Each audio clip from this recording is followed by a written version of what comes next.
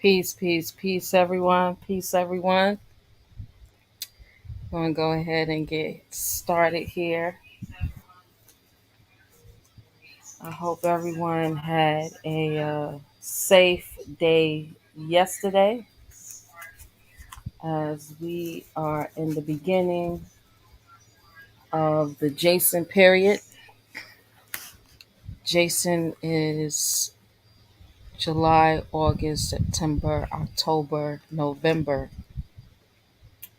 which is a time frame that we always want to take precautions because there is a constant um, it's a constant program to keep us in fear.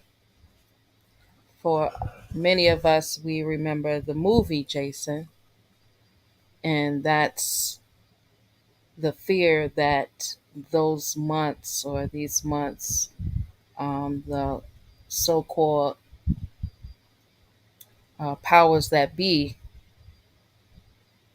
likes to keep us in that energy during these months. So, hope everyone was able to make it out safely for their first holiday during the period of Jason.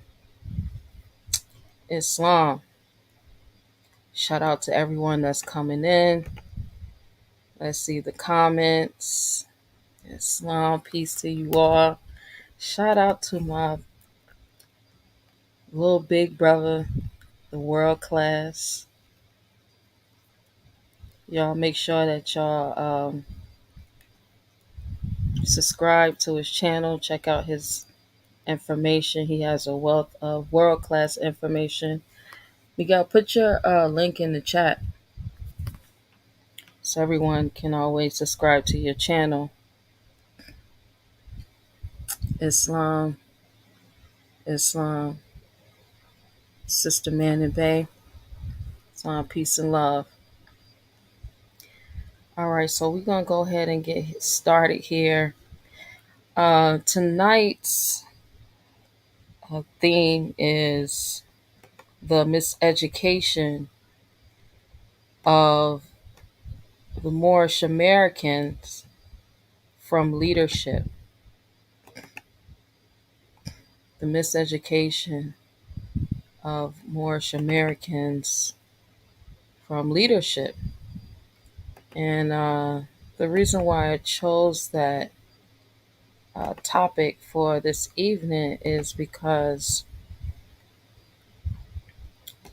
a lot of us have been miseducated, and we still go through the miseducation and the indoctrination from leadership within the temple.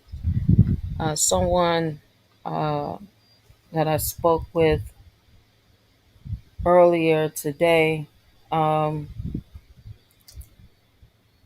whoever is on the live stream, if you're in the temple, can you let some of your brothers and sisters know that I'm currently live? I got a couple that's hitting me up in my inbox asking uh, if I'm on tonight. So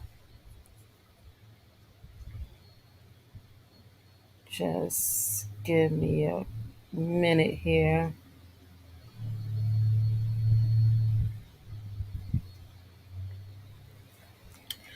All right.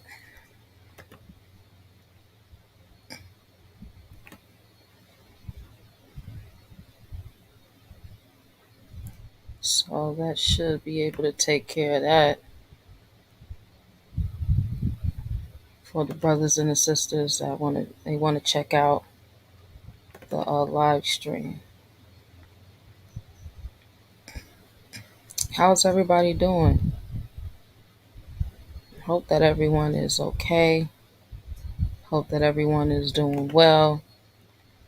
Again, glad to see you all here. And you don't have to deal, or you're not dealing with being caught up in the constant rituals. All right, so let's get started here. I'm gonna start out with playing a video. Uh, we played this video. Excuse me. I played this video during Sunday school, this past Sunday school, because there is an agenda, and unfortunately, many of these leaders, teachers, master teachers, grand sheiks have been teaching us for years. I mean, boldly teaching us for years that we came from what today is known as the continent of Africa. And not only did we come from what is known as the continent of Africa, but they'll say things like in the Quran when it talks about the Roman soldiers, they equate Roman soldiers to be pale skinned nations of Europeans, which is so false, which is my position in helping to assist our minds, because our minds have to be retaught properly, because unfortunately you got 100 plus years of leadership that's been teaching us incorrectly.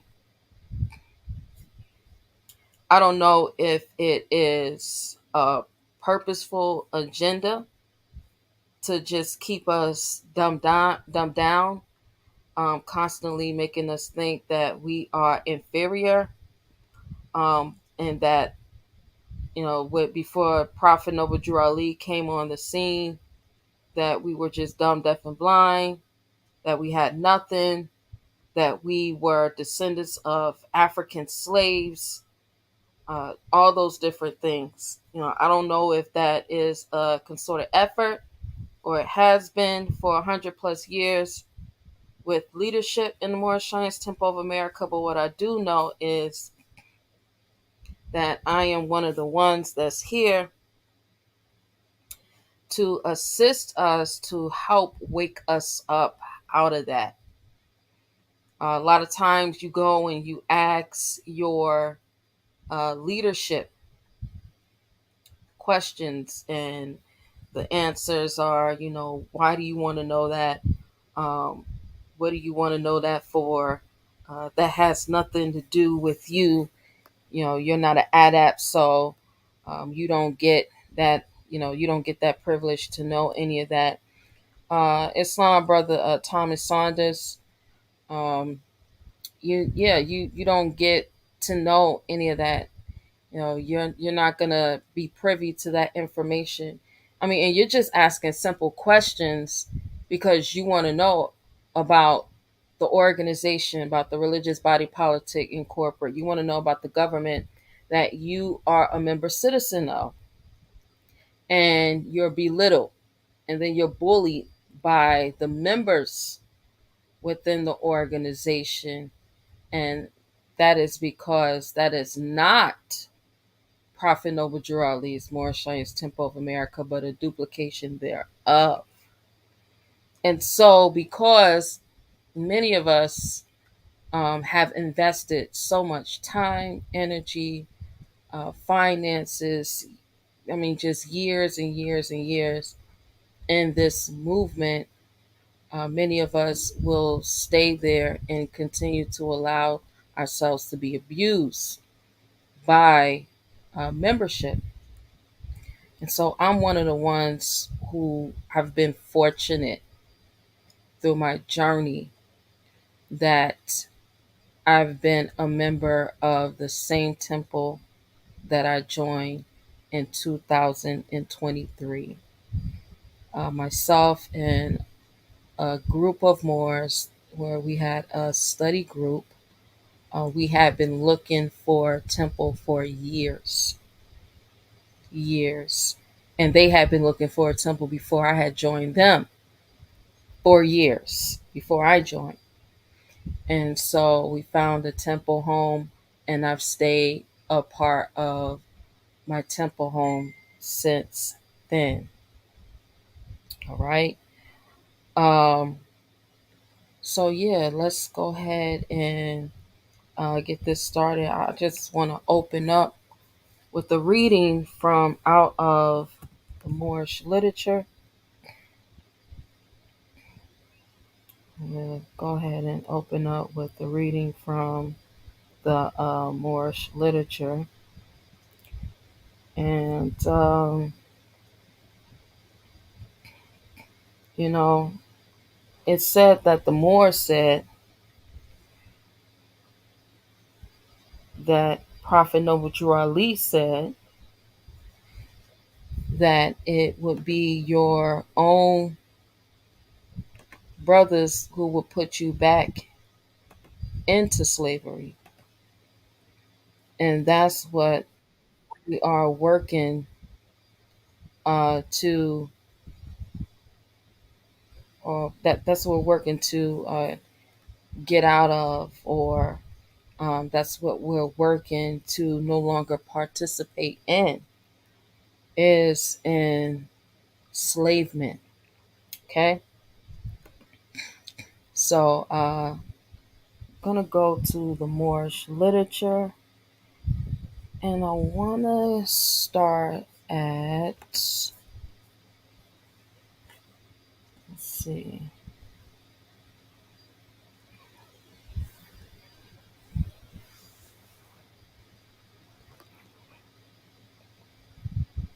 I want to start at I'm gonna read from 21. First, I want to give all praises to Allah, honors to His holy prophet Noble Drew Ali. I give honors to the forerunner of the Moorish Temple of America, Brother Marcus Garvey. I give honors to Marcus Garvey not because of necessarily his ties, um, because we know he has sketchy. When you look at Marcus Garvey, he clearly had a sketchy background. He has sketchy friends. Some of his ties that he uh, began to get funded by, you know, promoted eugenics on us. So I don't give honors to Marcus Garvey because of, who he was and the decisions that he made.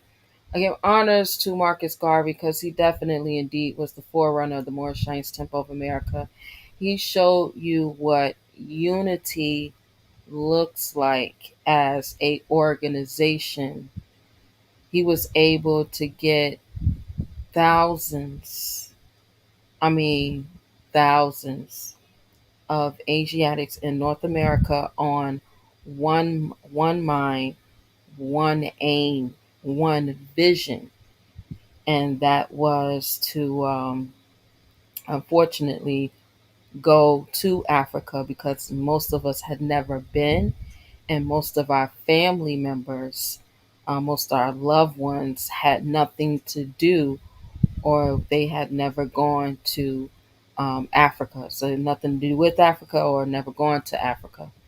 So many of us would have not been going back to Africa, but that would have been our first time because we had no ancestors who actually ever went or ever came over here on trade ships, because there is no such thing as slave ships. Ships have always been made for trade, not for slaves. So, number 21 in the Moorish literature reads: anytime a man or a woman fails or refuses to cast a secret ballot at the polls, they separate themselves from all rights of an American citizen, right? Anytime a man or woman fails or refuses to cast a sacred ballot at the polls, they separate themselves from all rights of an American citizen. But surely this is the one connecting medium for a citizen to his nation. They become no more than belated beasts of burdens. There are reasons why certain classes who are more or less independent take no part in politics, since they say they get nothing out of such in the way of material gain. This is no less than a political slave, since they refuse to voice their sentiments at the polls. Another form of political slavery, which is probably more prevalent among the less independent classes, is that of being forced into one of the major parties and there bribed, coerced, or otherwise forced to vote the wishes of someone else, regardless of their own minds. Before there can be general relief for the economic good of all, let me say that again. Before there can be general relief for the economic good of all. So that means you cannot put the cart before the horse. You constantly hear finance, finance, finance, finance from leaders. However, many aren't promoting, many don't have any know how on the importance of your political stance. Many who are in leadership will always say, well, the prophet did and the prophet said. And that's pretty much of all you're going to get. But before This is what Prophet Noble Ali said. He said, before there can be general relief for the economic good of all forms of political slavery must be abolished, and every citizen must take his part in the affairs of the nation. Islam, brother Antonio Smith Bay. Each and every one of us is supposed to take our affairs within the nation. Many of us have no idea what that means. We don't know what it looks like.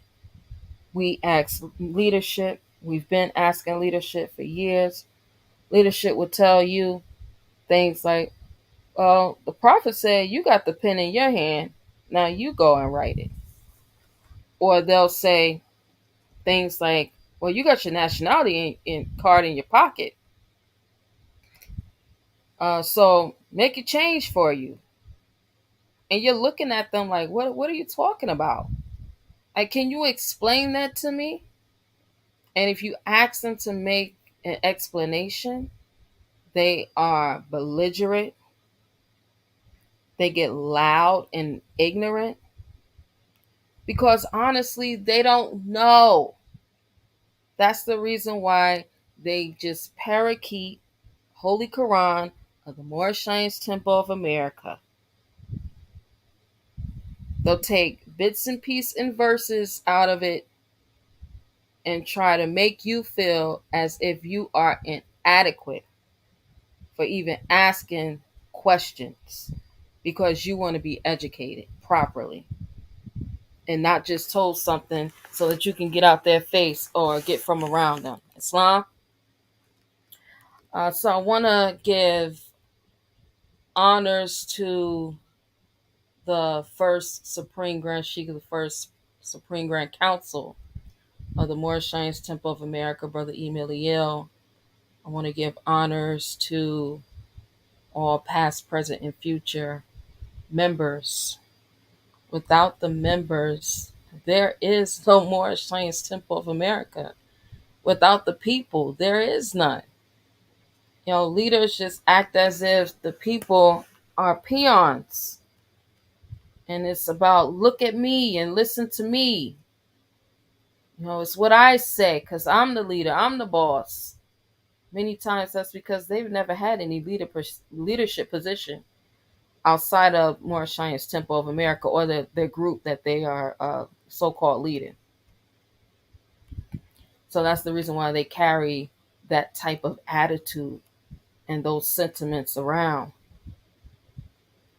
But I want to give honors to all past, present, and future members of Moorish Temple of America. It's the members that keep it going. It's the faith and the work of the members that has allowed it to continue to go over 100+ years. Shout out to the members. I give honors to all past, present, and future official staff and supporters of Moorish Temple of America. I give honors to our flag, making us Moorish Americans. I give honors to our charter, because without our charters, I don't think that we really realize that we would be molested. But it is because of our charters that allows us to function as a organization without the molestation. I give honors to my ancestors, give honors to my parents, I give honors to my husband, Brother Richard Neal Bay. Islam, it's because of him that I'm able to live the life that I live in comfort and safety. There's not many women within this movement within this organization who are fortunate to not just have a husband, but to have um, a husband that actually supports, what they do, um, is encouraging. It's not too many husbands that's in this movement that's not, trying to sleep or sleeping with all the sisters with turbans on. Unfortunately, it's a sad thing. There's a lot of husbands in this movement. When you turn around, they don't know what being faithful to her trust is all about. That's an unfortunate thing, but um, inshallah, those brothers will learn how to actually not just speak and recite chapter 5 out of the Holy Quran of the Moorish Temple of America, but they will begin to utilize those tools to help them to develop good character. So, with that being said, let's get into this video. I want to say shout out to Brother Amani Bey and Eris Johnson, who did a really great job a couple weeks ago. Sunday school, I went into again the fiction of, because we were on key 33 in our questionnaire. So we was on Africa, and for the past couple weeks, and we just been breaking down this Africa thing. And as we've been breaking down Africa, because we understand that America is the true old world and that everything came from here and went out, even the more antiquarian information speaks on the great deluge that occurred, or the great flood that happened. And if, we're just gonna, even if we just stick to the Noah story, right? And Noah building this ark, and this ark being a vessel, and this vessel being built from the gopher wood, the only place in the planet where gopher wood is in Florida, right? And many of us are aware that um, there is where you can find Morocco in Florida. And so, as we've been, just really building on this Africa thing, and we're going to continue to build on it, because unfortunately, like I said all the time, much of leadership has just pushed this on us for so long, and we have to come in. We got to clean it up. We got to clear the minds, and help us all to see, and not only see but know the actual truth. So as we are learning, again, I want to say shout out to the brother Amani Bey. But before I play his video, I'm gonna play this video because I played it last time with brother Steve Harvey. And Steve Harvey, he has been out here promoting much of the misinformation. And I get it, it's a job. He's getting paid. But many of us, we are taking our life savings. We're selling our homes. Now, we all understand that, the home prices right now is way beyond what it was before the shutdown. So if you sold your home during the shutdown, then you got top dollar for it. And after you sold your home during the shutdown, you got top dollar for it. You pack up everything, you move on, uh, and you move to one of the countries in the continent of Africa. And a lot of it has to do with much of the promotion that Steve Harvey has gotten paid to promote. So we're going to play a little bit of Steve Harvey once again promoting us and keying in and listening to the things that he's actually saying, because we need to realize, that many of us that have done that moved over there, we're getting kicked out.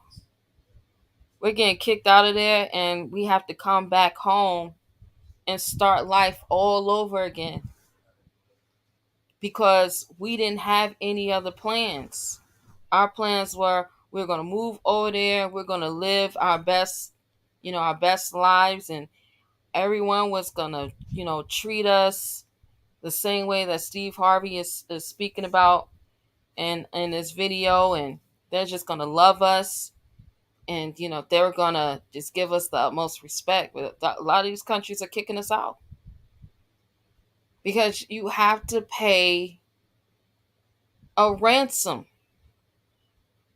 You got to constantly pay a ransom. I mean, people have went over there and started businesses. Their businesses are getting shut down. Built up beautiful homes.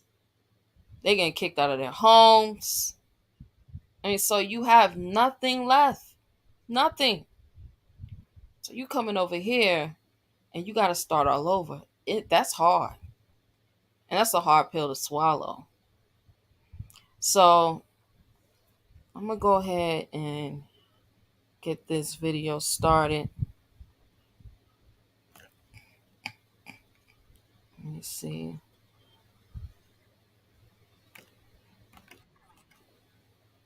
All right. Let me know if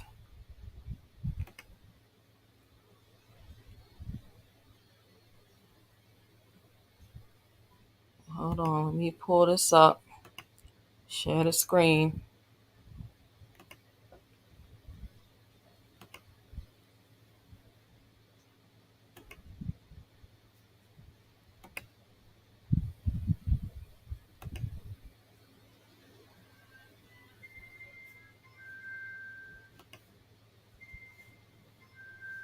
Showing up on the first page of Google might not be the best for everyone.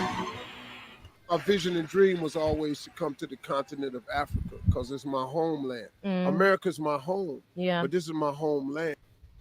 Y'all put sevens in the chat if y'all can hear me. If y'all can hear this, y'all put sevens in the chat. If y'all can see the screen, put sevens in the chat.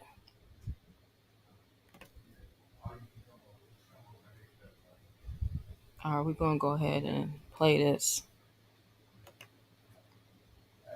America's my home, but this is my homeland. I always wanted to own land here and set my foot on this soil and be a part of it because, they took us from here. Pan-African lifestyle. Welcome to Pan-African Lifestyle, where we rep the motherland. We post content regularly and invite you to subscribe and share. If you're a pal, that's a Pan-African Lifestyler. And I saw this facility. I said, man, you know what would really be funny? To do Family Feud in Africa. The important thing about people around me that I hire, when I have a vision and God show me something and I call you and tell you to do it, I already know it's going to be hard to do. I already know it's going to be obstacles. I don't want to hear that. I want you to show me how we can do it. I want to do Family Feud in Africa. So please don't tell me your excuse. What you talking about? We're going to get on TV now. And so I go to Africa, South Africa, and to Ghana. And we're over there, and their mouth is open, and because they couldn't believe it. Welcome to Family you, South Africa, everybody. I'm your man, Steve Harvey. 26 episodes because they do a weekly show. Yeah. It's like an American TV season is 22 episodes weekly. Mm-hmm. That's an American TV show. They wanted a full season. We gave them 26 episodes. In Ghana, and 26 episodes in the U.S. in South Africa. Took about a month or so to get it all together. It was a lot of, because now, man, we got to get questions that's unique to South Africa. It was it's the funniest show I've ever done, was that. And then once we got it on the air, they couldn't believe we did it. And then it aired, and we were the #1 show. But everybody told me, Steve, don't go to Africa to make TV. You can't make good TV in Africa. I said, why not? And I just thought it was a great idea. So I took the show over there to 2 countries. I took it to South Africa and Ghana. And Family Feud is the #1 show in Ghana and the #1 show in South Africa. Being Africa for me, as a 64-year-old, 63-year-old Black man at that time, it was the first time in my life where I woke up every morning and I was no longer a minority. And that was the most unexpected, incredible feeling I've ever had. Everybody should experience what it's like to be in the majority. I'm an African American. We was told we was gonna get 40 acres of a mule after slavery, but we never got it. So African Americans right now are fighting for this thing called reparations. I understand that struggle. I want to be free now. I don't want to be free when you decide I should be free. I don't want to have opportunity when you decide I have opportunity. I should have the right to wake up and decide today is going to be a great day for me today and go about the process of making that happen. Well, since my vision and dream was always to come to the continent of Africa because it's my homeland. America's my home, but this is my homeland. I always wanted to own land here and set my foot on this soil and be a part of it because, you know, they took us from here. 2 things are going to happen. We're going to create about approximately 350 to 400 jobs. Every show that I can develop on the continent will produce 350, 400 jobs. You know, I've come here like everybody else and hosted the Durban Music Festival and get a check and go back home. I mean, I understand that's the business we in. We make appearance fees, right? We're celebrities. So, but I wanted to do something meaningful with my homeland. And so by buying land here, by owning a business here and being able to employ people and then teach our people here, African people, how Hollywood does it. Makes television. Because you have such a huge content here. There's 1 billion people on this content. It makes no sense for you to have to go to a place that only has 350 million people on it to become a star. It don't make no sense. Things change. Here's the deal. If you keep doing what you've been doing, you're going to keep getting what you've been getting. So you have to change what you're doing. Celebrities are big. You know, musicians are big over here. Athletics is big over here. We just put our foot down. We got sick and tired of being sick and tired, and we put our foot down. And we said, no, if you want us, this is what it costs, and we band together. You can't get ownership unless you decide I'm not doing it unless I'm a piece of it. You can start the revolution at the top. You have enough activist-minded young people on this continent where you can rally. You all put your foot down. You can make change. How can it not be possible? You know, Martin Luther King said, a person can't ride your back unless you bend over. We just got to stop the bending over. You understand? You have a great nation here. It's 1 billion people here. There's no need of you having to run to the United States with 350 million people to get discovered or to get paid. This is one of the richest continents in the world. This is why it's so important to bridge the gap between Africans and African Americans. It's critical because there are things that you all know. Because look, you know where your grandfather lived. Yeah. I don't.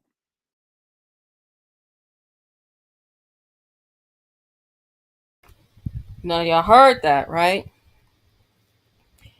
He put out the pitch for, you know, how well he was able to do business there. And so he's putting out the pitch for everyone else to come. pulling on your emotional strings. Oh, you get to wake up every day and know what life is like, not to be the minority. But that's not true, because we got people that's over there now that's getting kicked out because you're the minority. Because you're not from there. You don't have any ancestors from there. You can't prove that any one of your ancestors came from there. Period. But you took the pitch, so now you going. Here it is. He just said he don't know where his grandfather is buried. Remember that. Remember that. He said he don't know where his grandfather is buried. Let's get it.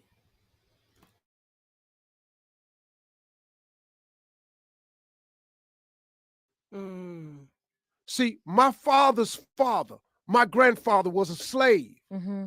I don't know where my grandfather lived. You do. Mm-hmm. You have an advantage. Now, what we've learned in the United States, we can teach to you. Yeah. What you know about here, you can teach to us. Love that. That gap has to be bridged, and that sharing of information. But now listen to me. You're the new generation.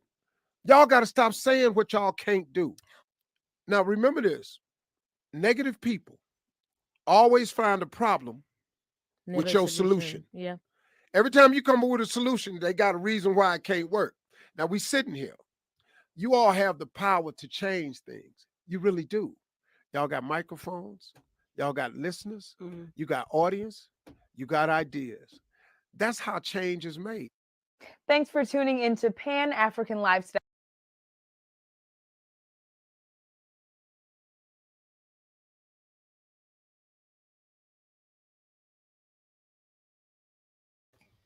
So here he is.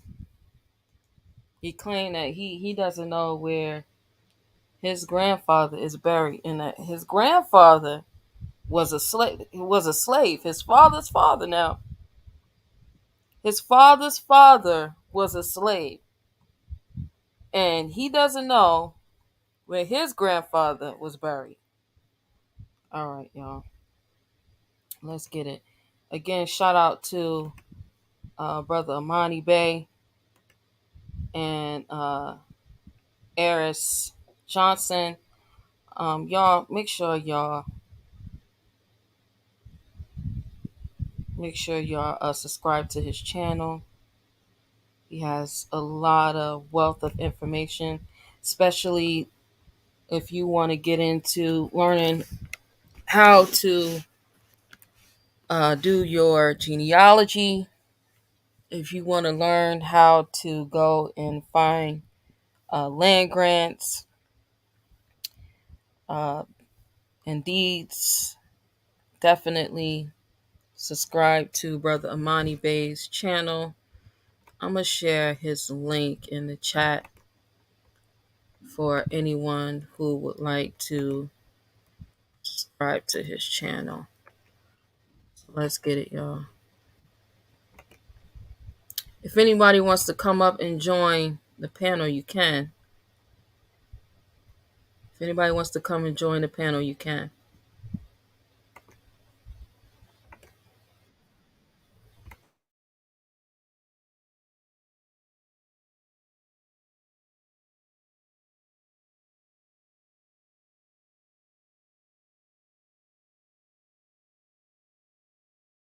Jesse Harvey. Yes. Okay, perfect. Alrighty. So this is just Mr. Jesse Harvey. This is Mr. Steve Harvey's. This is his father. This was his father. Looks like he was born around 1915, Alabama. They have him as Negro or Black, which again is very disrespectful. Looks like he was a miner. I think that's the first time I really saw that or paid attention to anyone as in the mining business. I thought that was great, especially coming from where was he from? Alabama and West Virginia. So I was like, oh, okay, I bet she has some great stories growing up about that, being a part of the mining industry. So we're going to go into view his story like we normally do and see again that I like to start with the father first because a lot of times because of these are celebrities. celebrities may not allow me to go directly to their page. It's just sometimes it's just goofy like that. So I'll start with the father, and then also I had up here Steve's mother. Let me see if I can pull it up again. She's so pretty to me, y'all. She just looks like the sweetest woman on the planet. And maybe that's why I got emotional. I don't know what was wrong with me today. I just don't. But if you all could still see my screen, I hope you can. So this is Steve mom's. Steve Harvey's. This is his mom right here. I don't know. She just reminds me of just a doll. Can Can you you see that? zoom in, make it bigger? So can Yeah, you make it I bigger? could try. I could try to zoom in on it. Give me a minute. Uh, okay. Let me see if it'll let me zoom in.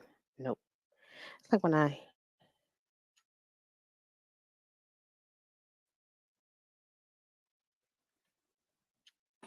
Oh, that's fine. Don't worry about it. That's fine. can you see it?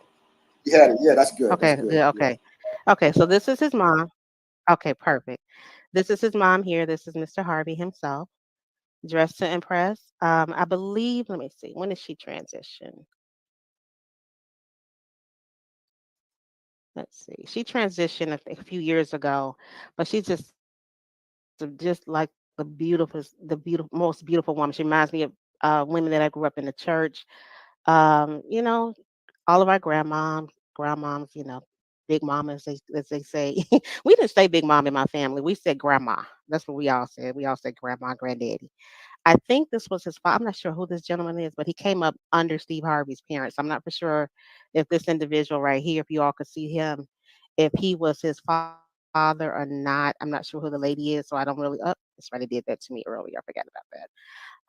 Probably some kind of copyright. So let me stop sharing that one. I don't want to get you in trouble, Mr. Amani. So that's Steve Harvey. As we know, this is him in 2008. Let me see. I can get to his bio. Let's see, personal life. Um, I like to pull up the parents' information just to make sure that they match up. So it says Steve Harvey was actually born Broderick Stephen. So his first name is Broderick. Stephen Harvey on January 17th, 1957 in Welch, West Virginia, and is the son of Jesse Harvey, a coal miner, and Eloise Vera. So I'm just going to stop right there. I only do that only because I want to make sure that we're on the right Steve Harvey, as well as I'm sorry, his father and his mother. So we see Jesse Harvey right here, just as the article stated or Wikipedia stated. And then also we have her first name was actually Vera. Eloise Connor was the maiden name. So on this line, I was able to go back to Mr. Harvey. Um, let's see. This is Steve Harvey's grandfather out of Alabama, and he's born in 1881. Listen, now, how is it that we, the public, can go and get and find Steve Harvey's grandfather information, but you mean to tell me that Steve Harvey don't know? Come on, y'all. Come on, y'all. We gotta wake up. This is the programming.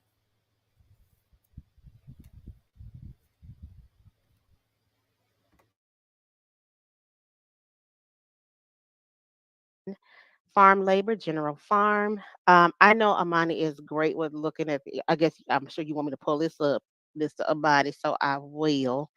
But that means again that he owned his own farm, um, or was in charge of running his own farm or running the farm.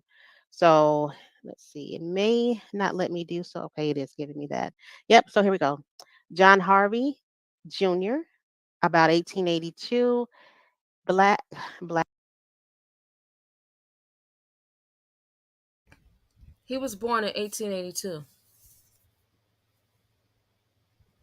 He either owned his own farm or he was in charge of a farm and was born in 1882. So how was he a slave? If slavery ended in 1865. Y'all don't see how these people are constantly lying? It's all a sales pitch to get us to buy into this idea that we was just some old slaves and came over here on some slave ships, and we couldn't help ourselves. We got beat. We spent 3 or so months on top of each other, where you have urine and feces, and women are having a menstrual cycle every month. That's a biohack. Like, we could look at how they wouldn't even let us. You got to think about it. They told us that we couldn't even be 6 feet within each other during the whole thing that they put out. And look at how many people they said died from that. And we were 6 feet apart. A lot of us wouldn't even go visit our parents, our grandparents. We wouldn't even go to each other's houses. We wouldn't even touch each other, because they told us that we were going to kill each other if we're more than 6 feet in proximity of one another. Here it is. You had hundreds of us for 3 months in those type of conditions, and all of us ain't die.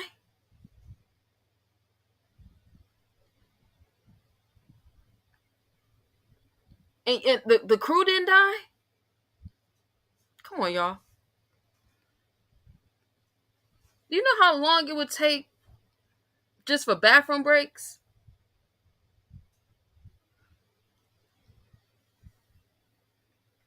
Do you understand how long it would take for bathroom breaks?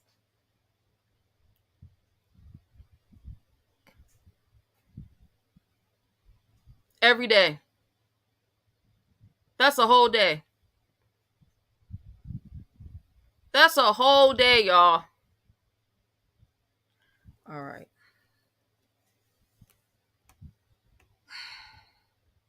They're going to stop playing.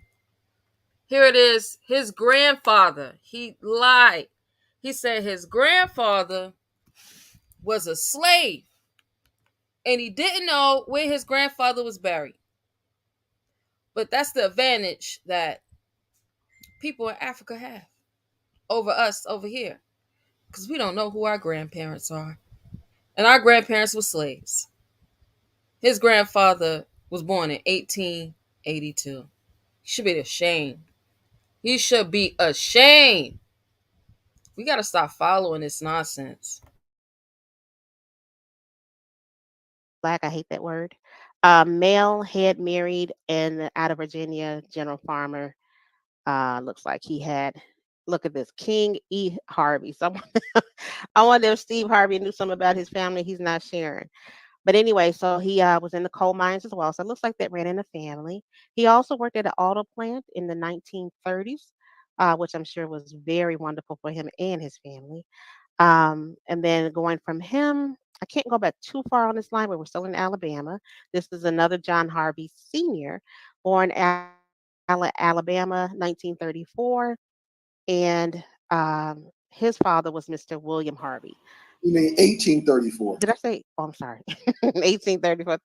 Thank you, Mr. Ahmad Bay. I appreciate that. All right, 1834. And then here we go into Mr. William Harvey. I think this is as far as I can go back. It was on this Harvey line.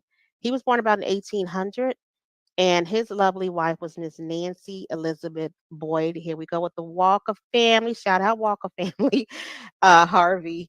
And let's see where she was out of. She was out of Tennessee. I don't know. She might. Shamingo County, oh my goodness. Okay, somebody I'm working with, this family was from the same county. Oh my goodness. Okay. Didn't notice that before. All right, so I want to go back to her line. I'm gonna go back to her line because she had a very interesting line. So the furthest I could go back on Mr. Harvey's line was like about 1800, directly on his father's line.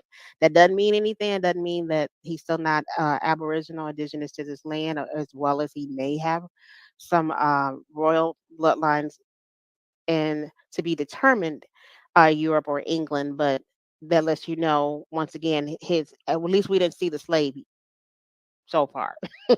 So sometimes you just have to use different websites and different. At this point, I think they're trying to hide our records so hard, we may have to physically go down there. It's getting to that point now. I think they're really, at least for me, they're giving me a difficult time with a lot of these particular websites. So we got to Mr. Harvey line. Now we're going to go to the lovely his mother, which is Vera Eloise Connor.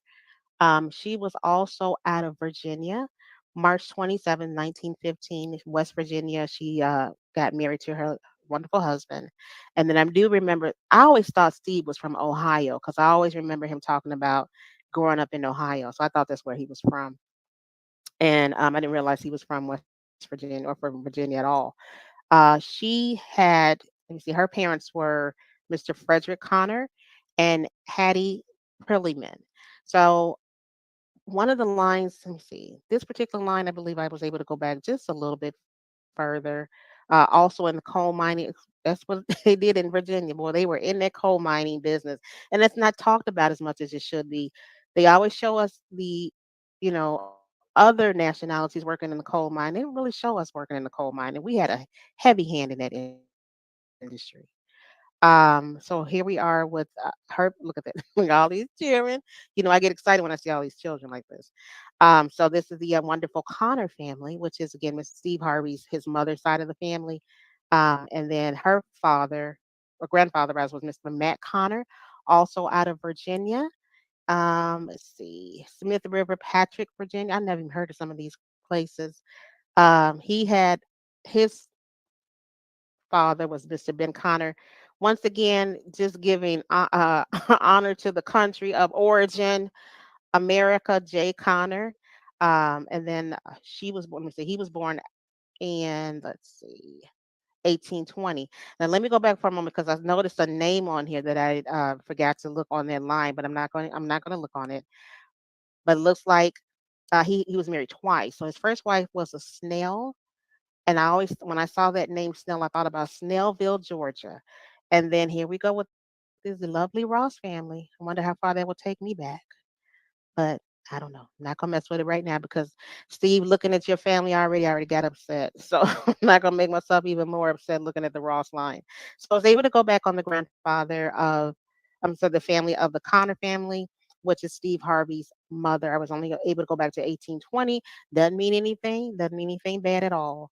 Didn't find anything about slaves, anything about slave registries, anything about migrating in from Africa or any other country. We're just going to keep going with these lines. Now, let me see. I think this line right here, which is Steve Harvey's grandmother, Clara Simon or Simon, depends on which. Usually, Simon and Simon are usually synonymous. They're usually the same. It's just usually when you go back further, they'll add the M, and then when they get closer to, maybe to the late 1800s, 1900s, and then 2000s, it changes over to Simon. Don't know why, but in my theory is, as you all know, I'm thinking Jacobite. That's what I think. But anyway, so this is the grandparents of Mr. Steve Harvey. And let's see, her father was Henry Simon and Laura Lewis. We already know, see, I didn't go back on that. I'm not going to worry about this because we already got enough going on with the Simon family. So let's see. They were from Alabama as well. 1859, Henry Simon. He was a farmer, general farmer. Let me see what they have as far as his race is concerned. They still have black. Isabel Simon was the wife, and she was out of North Carolina. So we're at 1859. So we're right before the so-called Civil War. I'm sure at this point we're going to see at least one slave. So far, we haven't been as fortunate. So Amani gets a little upset because he wants a cobalt mine or something like that, or something about diamonds and all that stuff. But Amani, we're still going to keep hope alive. We're going to see how far we can go back. I'm sure we're going to find a slave, at least in Mr. Because he went through all of that effort to go to Ghana or wherever it is and pronounce that, those were his people. So I'm sure at some point we're going to find that slave. Alrighty. So what is going on with my internet? Let me see. Are they stopping me? Let me see what they're doing. All right, let me refresh my page. Okay. Alrighty. All right. So now here we go to Mr. Cock Simon. This is Mr. Henry Simons. This was his father, I believe, and he's born in 1825. I want to keep going back because I want to keep discussing too much information. Now, when you see stuff like this, Elijah DNA Simmons, there's something about this individual. Normally, what it is that they fought in a war, or they usually it has something to do with a war, because again, you have identity thieves and grave robbers. And they are specifically taking people like Mr. Elijah DNA Simmons. That means that somebody matched him up because they took a DNA test. And again, this would be a pale face, not a melanated person. This would be a pale face. They took the DNA and they matched their DNA up to this individual. Now, again, guys, they're not using DNA per se. What they're using is your genealogy. They're telling you you're using your DNA, but they're using your genealogy. Somebody uses information as either what the sons of the Revolutionary War, or what I'm thinking, or the daughters of the Revolutionary War. So let's see. So 1750, it could have been him, could have been Elijah, but I'm also seeing Henry DNA Simmons, so it could be him as well. So he could have fought in the no, he Listen, so she's all the way back to the Revolutionary War, and still no slave yet, Mr. Steve Harvey.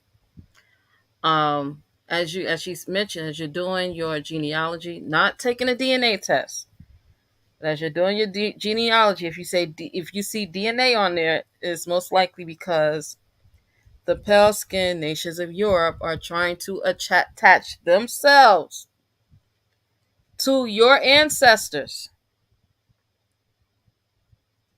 They're trying to attach themselves to your ancestors. And a lot of times the reason why is because those really were the slaves. Your ancestors normally was the one who owned the plantations. When shout out to Carter G. Woodson, when you check out that the free families or free Negroes and slave masters in 1830. So before 1830, they were still slave masters, and they were children of slave masters, and children of slave masters. No, a lot of them, they didn't just get into the slave trade, at 1830. They already owned much of the land that they had slaves on. All right. Shout out to let's see who came in. So shout out to His Majesty the Magnificent Islam Brother Antonio Maclaudio, Islam Honorable Empresses and Nobles, Islam Grand Sheikh Rice Bey. We're gonna go ahead and play some more of this for y'all so that y'all can see, because she gonna drop a real big bomb before all of this is over with. Islam. I wanted the public to actually see what's really going on, because there's a true agenda. Like I said, I don't know if that agenda is on purpose for all these years in the temple, but I do know that there is an agenda for us to leave from here and disown everything that our ancestors have worked for to give it up and to plant our feet somewhere else, so that we once again we can lose our lands.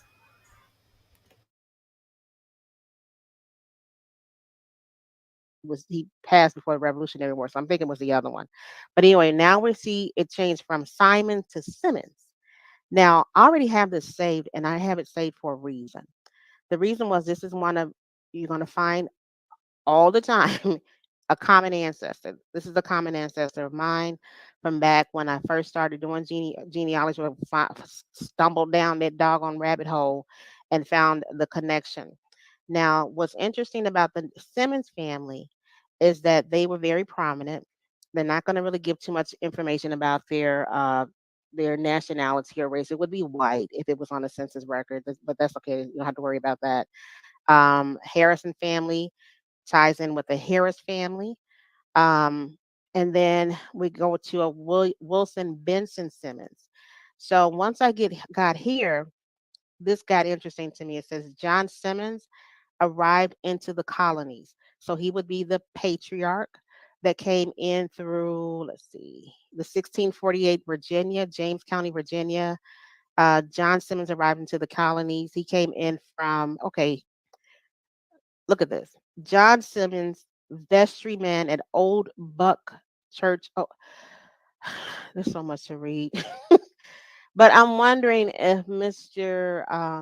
Harvey had a time to at least go visit the oldest Protestant church in America that his melanated Aboriginal slash so-called Black royalty left for him. So I don't know, but we'll see. Well, he didn't mention that for some reason. He didn't mention that on the video, but maybe he did. Maybe he's just shy about this information. All right, so here we go. Now, it said he was a returnee, so I'm wondering if this were it's saying Virginia, but maybe in other records it may say England. I would not be surprised. He married mother and father was Thomas Simmons, Elizabeth Nash. I already talked about the Nash family. They are returnees. Nashville, Tennessee this is the same bloodline. I know it sounds crazy, but this is the same people. These are the same people. So then Thomas J. Simmons. Now he came in from the Netherlands, allegedly, wherever the to be determined Netherlands, came in through Plymouth, Massachusetts. Transitioned in 1682. He was 80 years young. And then here it gets even more interesting. So there was a gentleman that went by William Moses Simmons, and he was actually, right here it says it, the founder of Bridgewater, Massachusetts. This was a fully melanated man, a so-called Black European. He was a returnee. His bloodline comes back, and the first document that I sent out, if I'm not mistaken, the first one or the second one talks about North Carolina, Hatteras County. Some of his descendants are in that county, and they're listed as I forget his name. What's his name? It's something Moses. I mean something No, it is Moses Simmons, if I'm not mistaken. One of his great grandchildren was listed as a full-blooded Indian. There's a lot of information listed about his descendants. This particular founder of Bridgewater, Massachusetts. Once again, we're talking about Mr. Steve Harvey. This is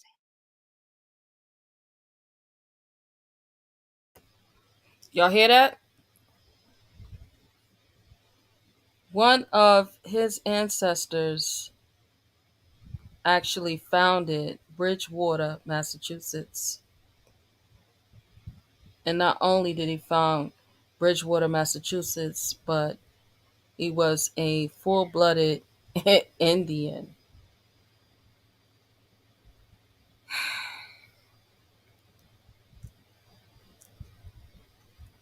And still no slave. Not one slave.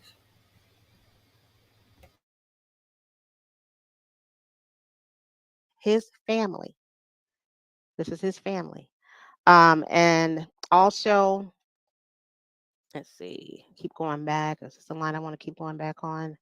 So we go back. We're in 1547 as of Monty, I don't know what to tell you. I don't know. Maybe you just, I don't know if maybe I'm bad luck or something. I don't know why we can't seem to find these slaves. This is crazy. We could never find a slave. So I didn't find any slaves in this line. But I did find a lot of great people. This was just part of what I found. But I want to go back. I'm gonna do something a little different because some things I was able to save and some I was not. So instead of taking up too much of your time, I just want to show you some of the people that he's related to. Amani, didn't you do something about a Scarborough family?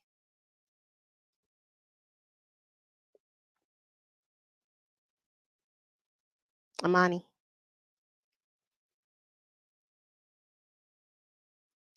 where am I at? Where's Stringer? Amani, Amani. Okay, he probably can't hear me. All right. So anyway, so there was a Scarborough family. Let me see.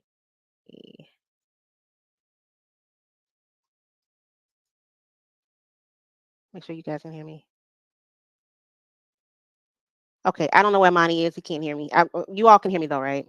Okay, good. All right, I'm looking in the chat. I guess you all can hear me. But so there was a Scarborough family that Amani did a build on a while back. That Scarborough family was tied into, I think, Virginia. They owned a lot of, they were major landowners.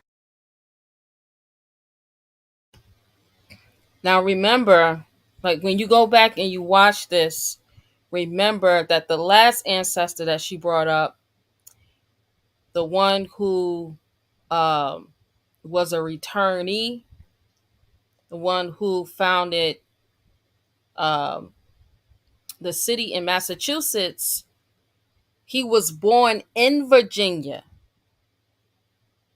and went to England.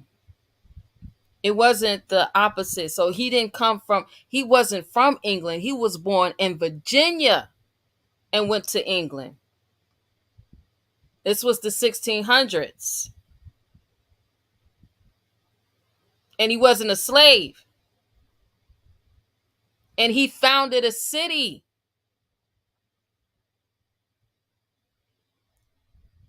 So when they say things like, when they came over here, when they first came over here, we was uncivilized and, we was living in teepees and huts and, we didn't wear any clothes and we were savages. Those are all lies. All like how can you find you're founded everything that they came over here when they found us. It was nothing but civilization. All on the East Coast, up and down the Mississippi, through the plains.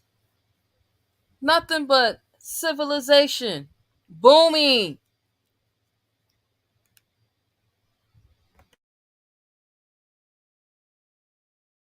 The Scarborough family. I don't know if it was in Accomack, Virginia, but it was somewhere in that area. Major. So this is part of his bloodline.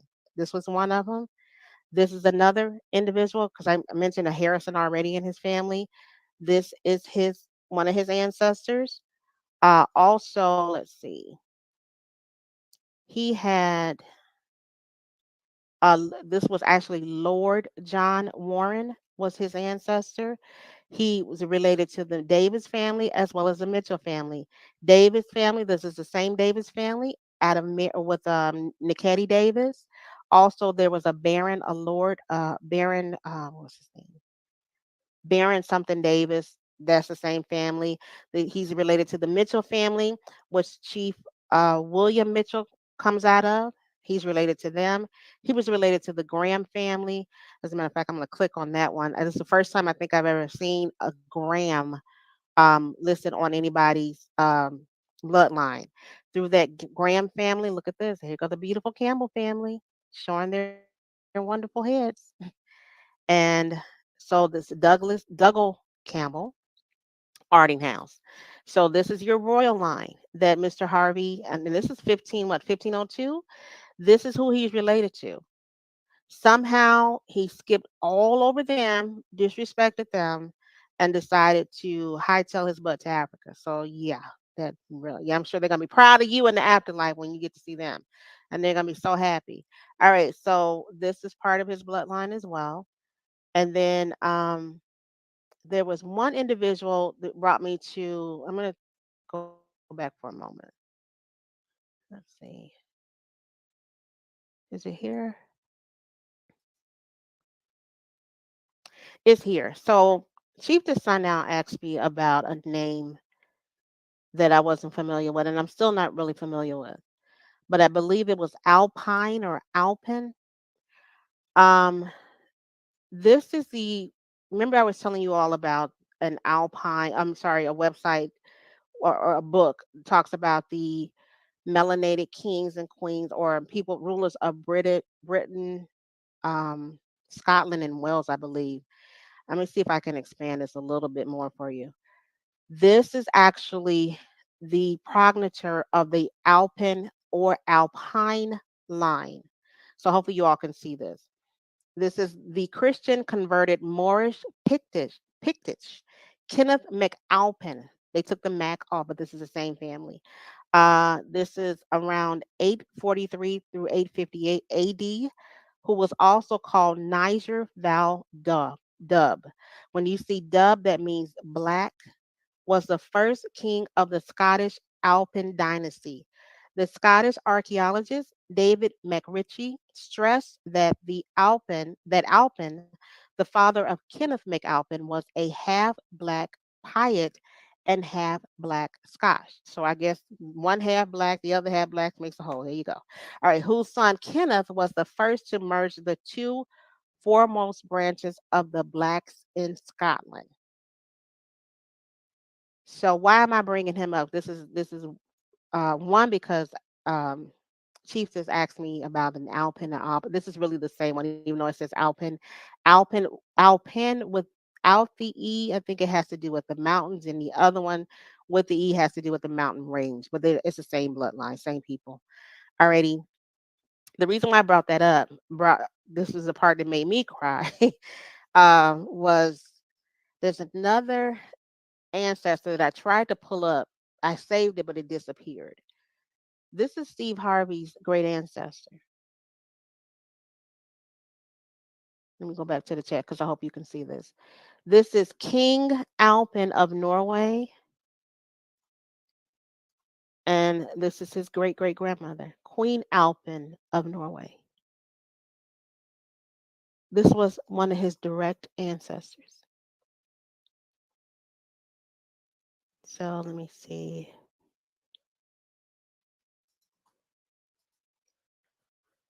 So when I saw that, I have never seen it before.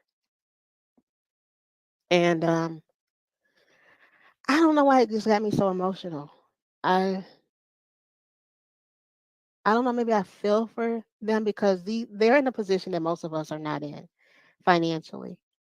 And I know they have contracts that they have to adhere to or chose to adhere to, but it's just that it's just I don't even know what to say.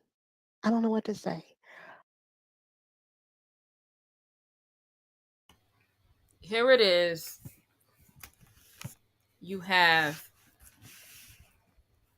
come from a bloodline of nobility all the way around.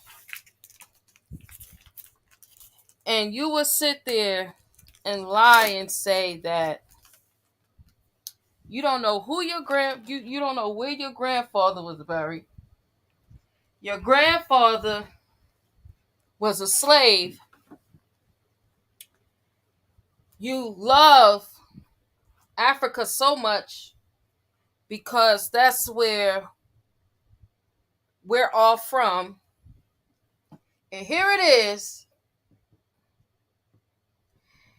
You are a descendant of kings and queens from Norway. You're a descendant from someone who founded a city in Massachusetts. You're a descendant from American Indians over here. And the place that you would choose to tell the world that you are a part of. You ain't found no ancestry whatsoever. Wow. That's just crazy. That is absolutely crazy. That is insanity. It is a disrespect, the utmost disrespect to your ancestors. We know that in our lessons, it tells us to honor our mothers and our fathers so that our days will be lengthened here on earth, right? That's the covenant. That's the covenant that we all are supposed to adhere to. And here it is, you publicly disrespect your ancestors. I mean, if the public can go and get this and find this information, you don't think that Brother Steve Harvey has someone in his family that's a historian? Because most of us have someone in our family that's the family historian. But you mean to tell me you don't have a historian as not told the family this information? I mean, make it make sense, y'all. Because it's not making sense to me at all. That's right, he knows.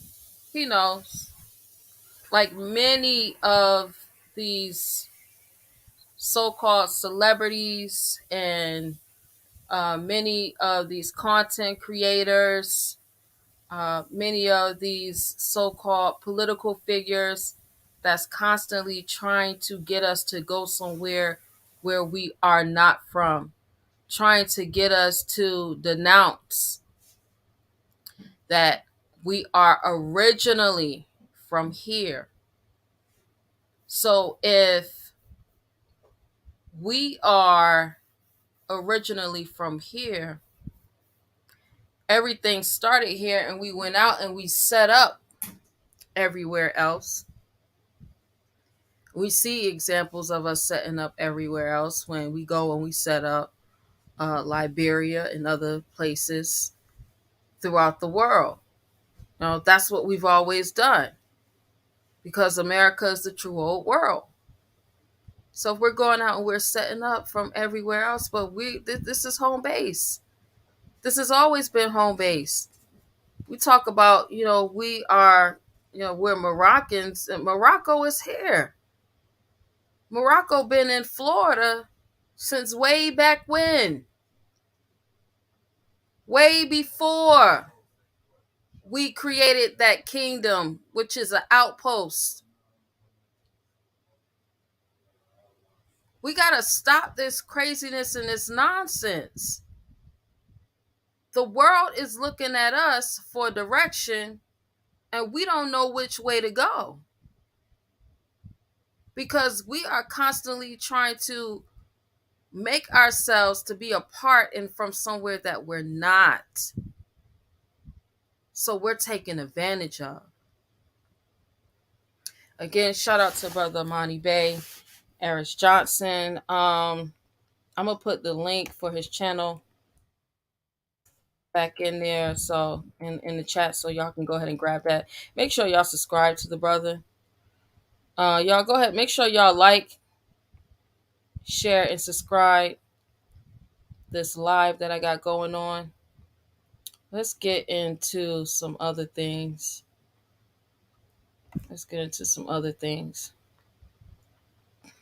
So, as I always talk about, as I always share with you all, and I go and I talk about the miseducation of Moorish Americans, right? Let's go to this map, these maps. I like to go into these maps because here it is, 1554. This is Princeton University. And Princeton University is trying to wake us up, showing us where Africa is. It's this small little right here on the map called Africa. But I want you to look at something, right? Because you're going to see this throughout, right? So this is Africa. Over here, you see Arabia Daterra, Arabia Petria, Arabia Felix, right? I want you to remember Arabia. Because this is 1554. This small space right here is Africa, right? But you got Arabia to the right. Now let's go down. We're going to go to 1584. So we 30 years in, right? 30 years in. And here we go. They've changed the map, right? And it says this is Africa something Nova, which means new. All right. So this is new. This is new. They moved Africa, but Arabia is still here. Arabia is still here. As a matter of fact, from 1554 all the way up until 1880, Arabia is still here. Arabia is still here in the same location. Arabia is still here in the same location. Still here in the same location. It has not changed. It is still there. No matter how many times they change this map, no matter how many times they change other names on this map, no matter what it is that they did, Arabia still stayed the same. Ain't that something? Ain't that something? That's crazy. Over 2,000 years, it's still the same. Here it is. Let's go back to the 1584. 1584, when they started to change it, right? Because this is new. This is new. In the 1580s, it's new. It's not the same anymore. You still have Arabia. It is still here. Wow. Just like America. You notice that they claim that 1492 Columbus discovered America. America has not changed. It is still America. I mean, it is still the continent of America is still America to this day. That's when you know it's real. Because you mean to tell me that there was no fighting that was going on in Arabia, and we have so many documented wars in Arabia, and it's still Arabia. Here it is. We go out. The 1644 map. All right, I like the 1644 map.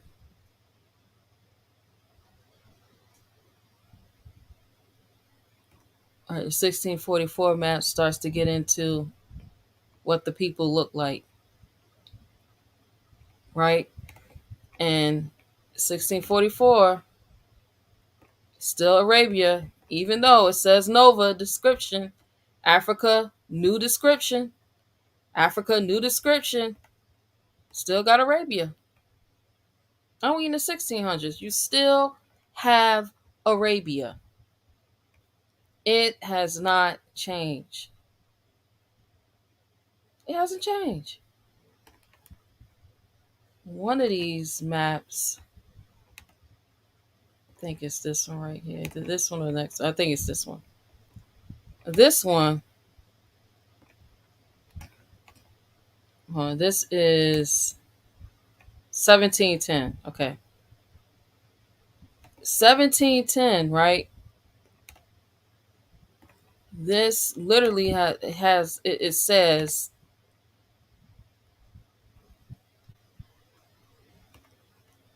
now, this is the cap. They just put this on this map.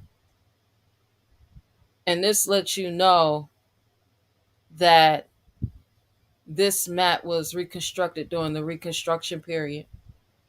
It says Ethiopia, this country is wholly unknown to the Europeans. Everything over here is spelled different, but all of a sudden they can just spell in modern day English with no problem on this map. But look, Arabia is still here. Not only is Arabia still here, but look, the most funny part about it is it says to the right honorable Charles Earl of Peterborough and Monmouth, etc. So you mean to tell me the Earl of Peterborough and Monmouth wasn't a European? How is it that they were able to even map out this map if it was not known at all to the Europeans? No, they gotta stop. They really gotta stop with the cap. We've been capping for a long time. All right, but guess what? Arabia is still Arabia. Right? So when they say Africa, during the time of Steve Harvey's ancestors, she was able to go all the way back to very early 1500s, late 1400s.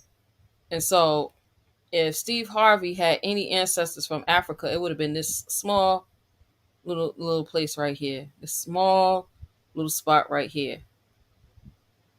This is where his ancestry would have been from. All right. That's if. But we didn't find any, or she didn't find any ancestors from this place right here. She found ancestors from Norway who are kings and queens. Ain't that something? So the real slaves again are these people right here. Right? The forgotten white slaves. These are the Slavs. Slaves actually that's a ethnicity. Slavs. The forgotten white slaves and the ignored history of slavery worldwide. I'm going to keep going back to this. Because we've been lied to for so long. It says the history of slavery is more complicated than you've been told. Did you know that up to 1,250,000 white slaves were shipped to North Africa? Yeah, that's who populated North Africa. East Africa. South Africans call themselves Africans or Afrikaners. That's because they've always been it's been there. Oh man. That's originally where they from. They didn't try to make us for years be from there, and they just flipped the whole switch on us.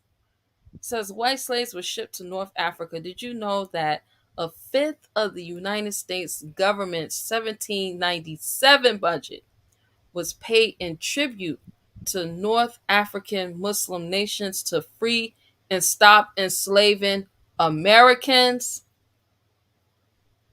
to free and stop enslaving Americans. And that's the cap, because it wasn't enslaving Americans, but it was enslaving the Slavs, which many of the American slave owners owned.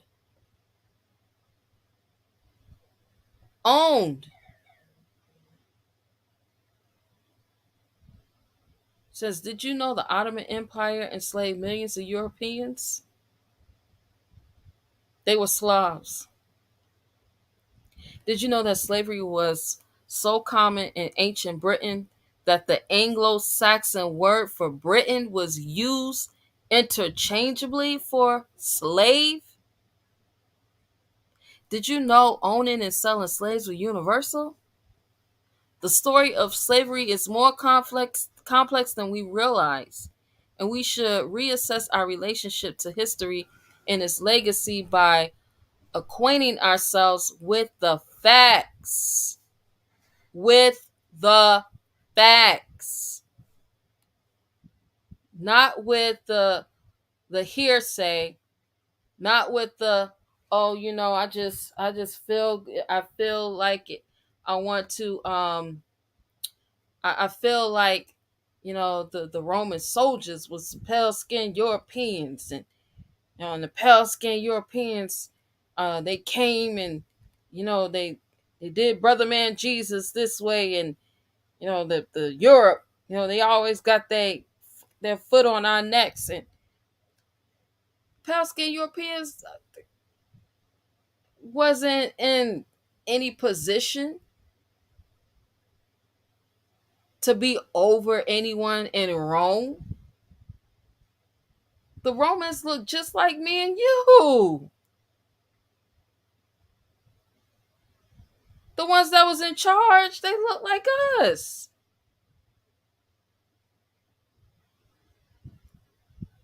The way that slavery in history has been taught to us has been a lie. They've played on our minds for far too long. Here is another article. White Cargo, the forgotten history of Britain's white slaves in America. The forgotten story of the thousands of white Britons who lived and died in bondage in Britain's American colonies. Britain's American colonies. Britain's American colonies. In the 17th and 18th centuries, more than 300,000. Let me blow this up for y'all so we can see a little bit more. More than 300,000 white people were shipped to America as slaves. Urchins were swept up from the London streets to labor in tobacco fields, where life expectancy was no more than 2 years. They wasn't living no more than 2 years. This being was actually produced to be a slave class. The slave class of the world. Brothels were rated to provide breeders for Virginia. They be talking about the breeding farm, the breeding farms, aka the breeding plantations. The brothels. It was the brothels. It wasn't no plantations. That's why you can't find them. There was no such thing as breeding farms. Something else these Pan-Africans and made up. Because it sound cute. Oh, let's play on their ignorance some more. Let's play on their emotions some more.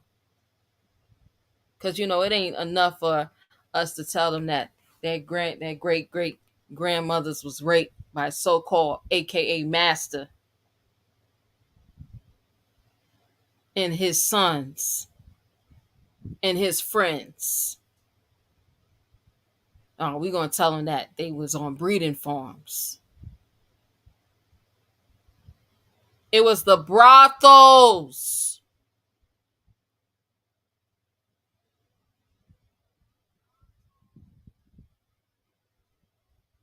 The brothels that was creating the slave race of Europe.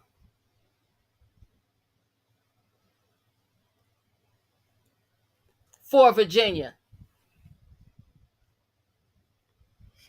Hopeful migrants were duped into signing as indentured servants.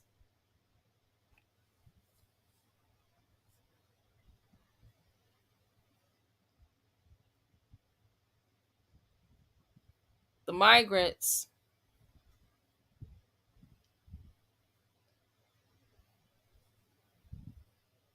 those were the ones that looked like you and I, the indentured servants.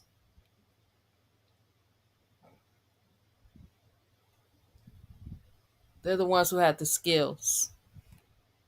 That's why they had it indentured, where they would normally work for 7 or 14 years. So unaware they would become personal property who could be bought, sold, and even gambled away. Transported convicts were paraded for sale like livestock, drawing on letters, crying for help, diaries, and court and government archives. Don Jordan and Michael Walsh demonstrate the brutalities usually associated with black slavery alone were perpetrated on whites throughout British rule. So British rule was when? When was British rule?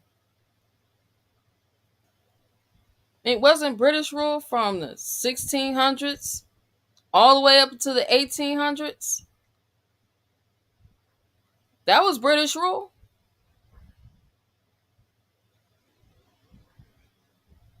I mean, even when United States of America came into play in 1776, what wasn't those the British that fought? What wasn't it the British subjects that fought against Britain, His Britannic Majesty?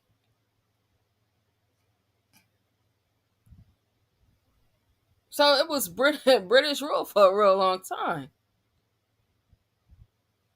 during the entire time of slavery.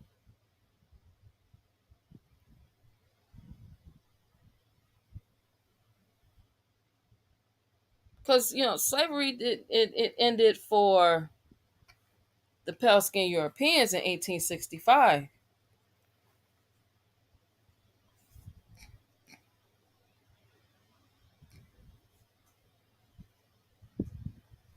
Did you know that slavery also ended 1830?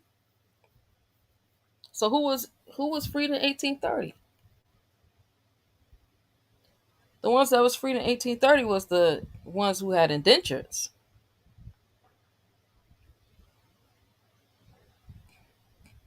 Yeah, those were the swarthy ones, the tawny ones.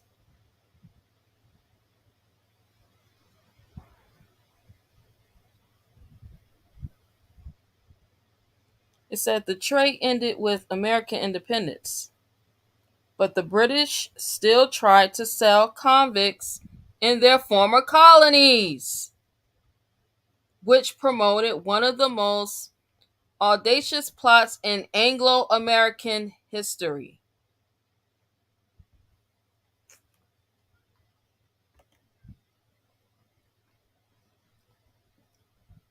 Islam King Namor.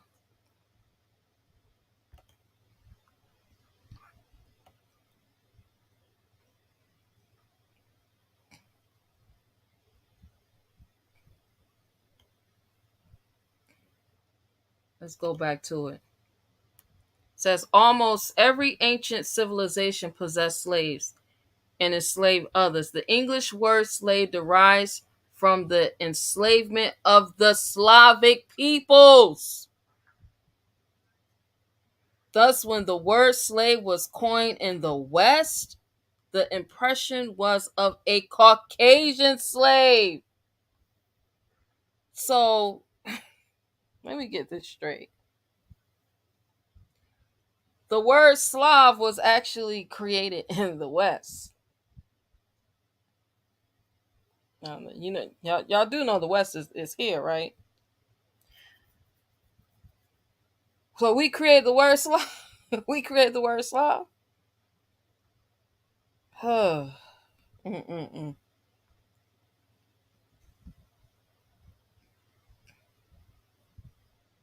Only in the last century has the shocking history of slavery been selectively read through the lens of American race issues, and that for political gain. The oldest written history of the Slavs can be shortly summarized: merits of slave hunts and the enthrallment of entire peoples. The Slav was the most prized of human goods. With increased strength outside his marshy land of origin. His marshy land of origin, that's Europe. Hardened to the utmost against all privation, industrious content with little good humor and cheerful. He filled the slave markets of Europe, Asia, and Africa. It must be remembered that for every Slavonic slave who reached his destination, at least succumbed to inhumane treatment during transport into the heat of the climate. Indeed, Abraham, 10th century himself, in all probability, a slave dealer. Abraham is a slave dealer. Abraham ain't the slave. Wake up. Says, and the Slavs cannot travel to Lombardy on account of the heat, which is fatal to them, hence their high price.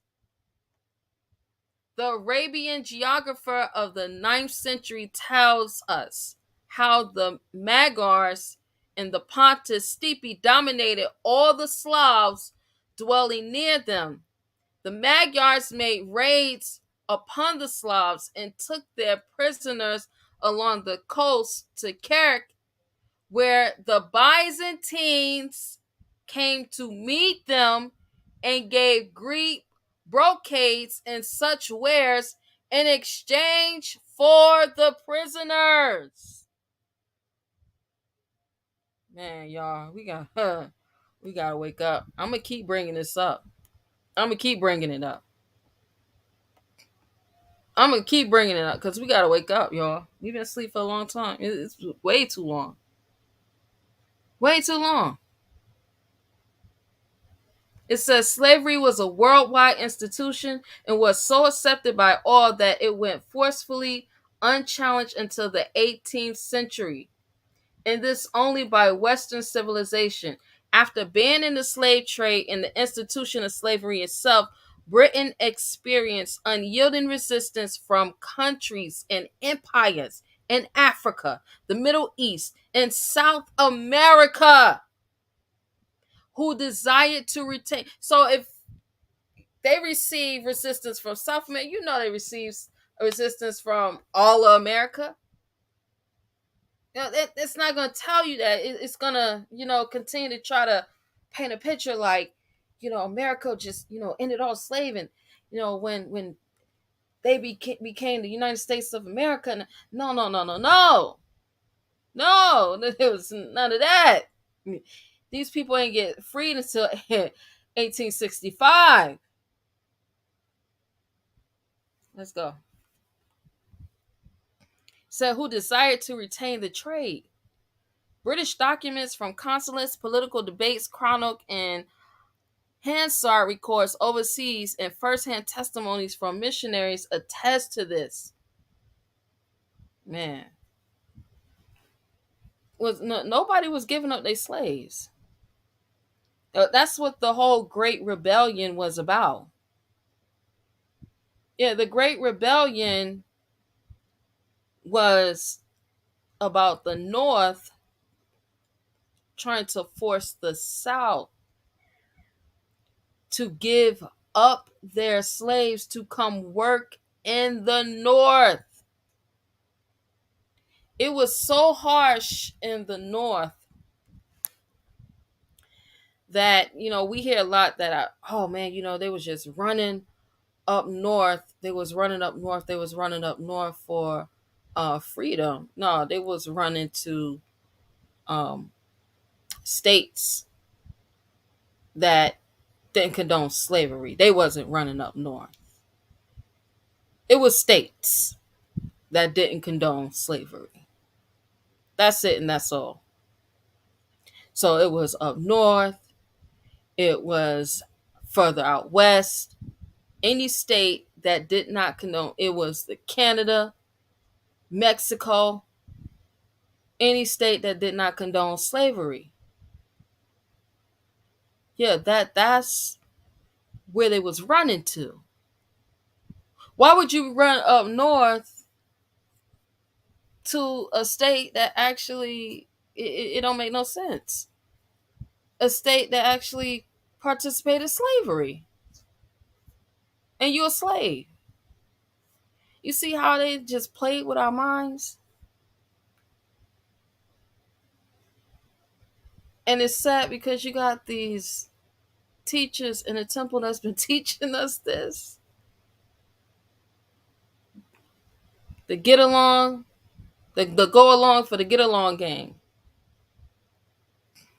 Oh yeah, we was enslaved and we was freed in 1865. How we wasn't freed in 1865? You know how many of our ancestors actually own how can you own property and you're a slave? Make that make sense. Or how can you get married and you're a slave? Make that make sense. You don't have the right to. As a slave, you didn't have the right to get married. You did not have the right to read and write. How many slaves reading and writing? Who was teaching them how to read and write? Oh, they was sneaking reading and writing? Come on now. Oh, you could just come right out of slavery and go and own some slaves yourself and get all this land. How you able to get out of slavery and get all this land? Make that make sense. Because it doesn't. At the end of the day, we have been taught a fictitious history about who we are. And the sad thing about it is we still have many of the leadership teaching this to us to this day. I mean, just making up stories, going right along with it. And Prophet Noble Ali ain't never teach none of this stuff. Prophet Noble Ali didn't tell us that we was slaves coming from Africa on some ships. He never said that. So where we get that from? Come on, y'all. Where we get that from? Here is Library of Congress.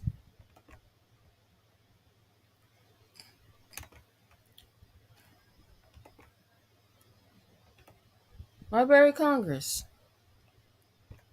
From the Globe, white slavery or selling white men for profit. It's Library of Congress.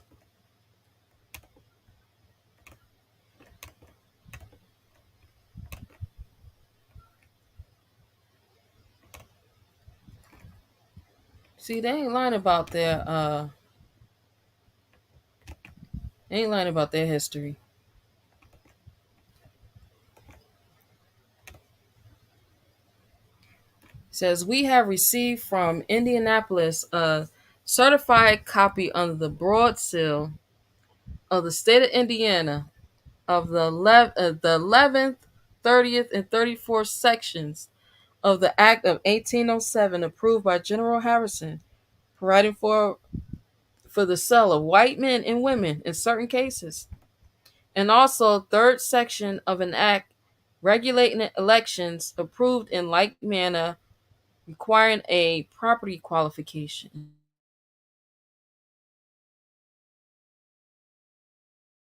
It is etc.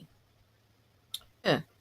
So this is well into the 18. This is the beginning of 1800s. I thought they said they stopped slavery in 1776. Here's they now that they got, they passing or they crossing the 1763 proclamation line, right? They coming over into Indiana, and they continuing on with the slavery thing because the Slavs was bred for slavery.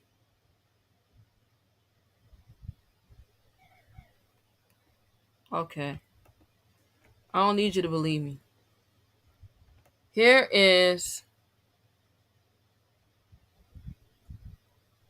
we go.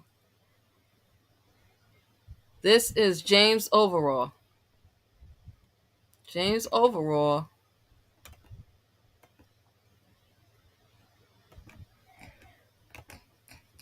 James Overall. Overall, a free African American. Come on, y'all. We all know this African American thing is new, so we know this is a lie. Oh, they just it's the 90s right here, African American. This ain't even old, Jesse. He brought this whole African American thing with his rainbow push. A free African American sold his properties in Corydon, moved with his family to Indianapolis by 1830, and bought land. So hold on. Remember,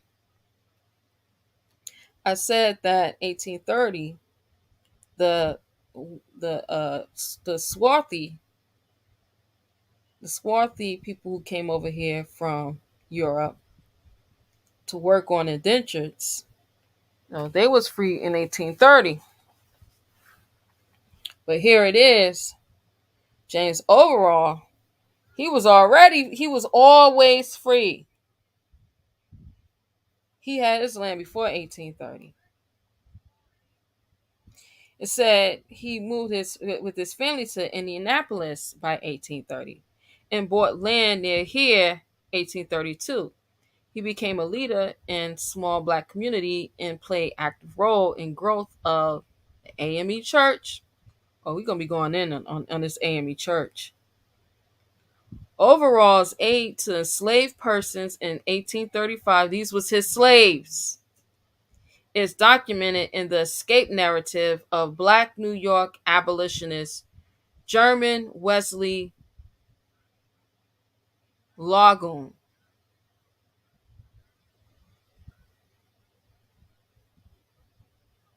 Right, the AME Church, they, them in their Back to Africa movement.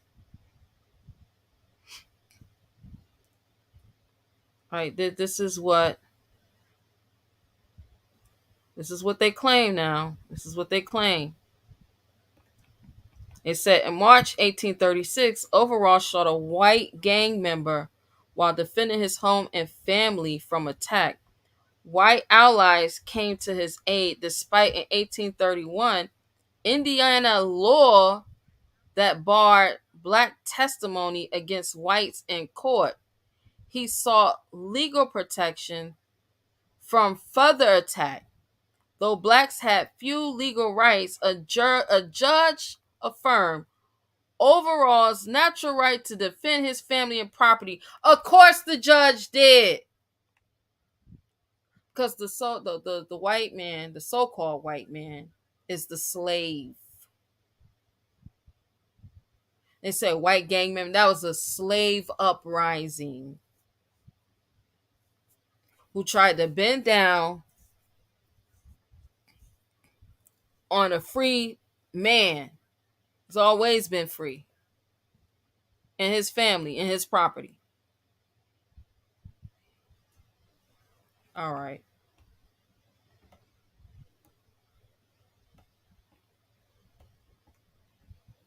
Let's get to let's go to our other boy, Anthony Johnson. We love Anthony Johnson, right? Don't we all love Anthony Johnson? Anthony Johnson, I mean, he was like the cream of the crop. Right? Anthony Johnson was so special. I mean, he was the specialist of them all. Anthony Johnson, when the first British colonizers settled in Virginia, they faced a problem. How could they get people to work the land then and in decades to come? They came up with the concept of indentured servitude. Under this system, anyone wishing to travel to America but lacking the money could have their passage paid for them by a benefactor. In return, they would give their labor for a fixed number of years. Remember, I said they had indentures. Once they had fulfilled their obligation, they would be freed from their service. And so the theory went. They would have gained some valuable skills and be ready to start making a life for themselves in the new world. In many cases, people didn't live long enough to fulfill their contracts and earn their freedom, but some did, including a certain Anthony Johnson. Johnson came to the United States in traumatic circumstances. Captured by, listen to this now, captured by an enemy tribe in his native Angola, he was sold to an Arab slave trader and sent to Virginia aboard a ship called the James. He landed in 1621. Immediately upon his arrival into the British colony, Johnson was sold to a white tobacco farmer. We know that's cat. Because didn't no so-called white people own no farmland. Not over here. Not no 1621. Immediately upon his arrival into the British colony, Johnson was sold to a white tobacco farmer. As was the system, he was required to work to gain his freedom, though the precise number of years he was indentured for was not recorded.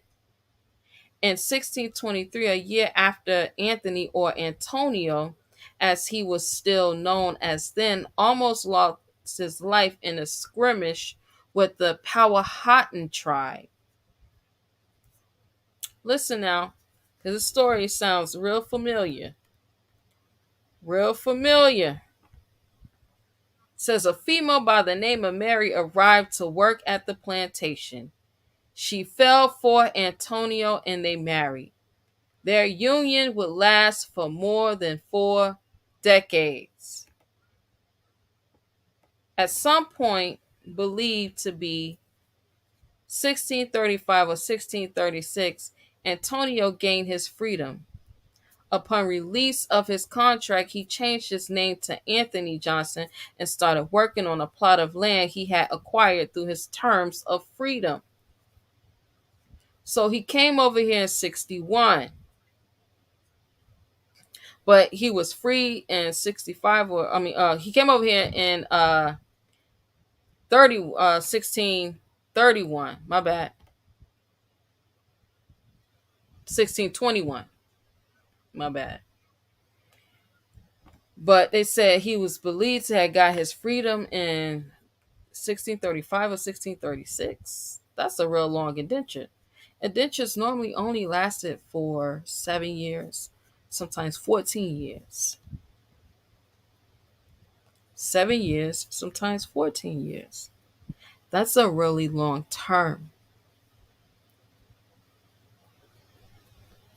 It said that he acquired a further 100 hectares of land. To work his holding, he bought the contracts of 5 indentured servants, including his own son, Richard Johnson.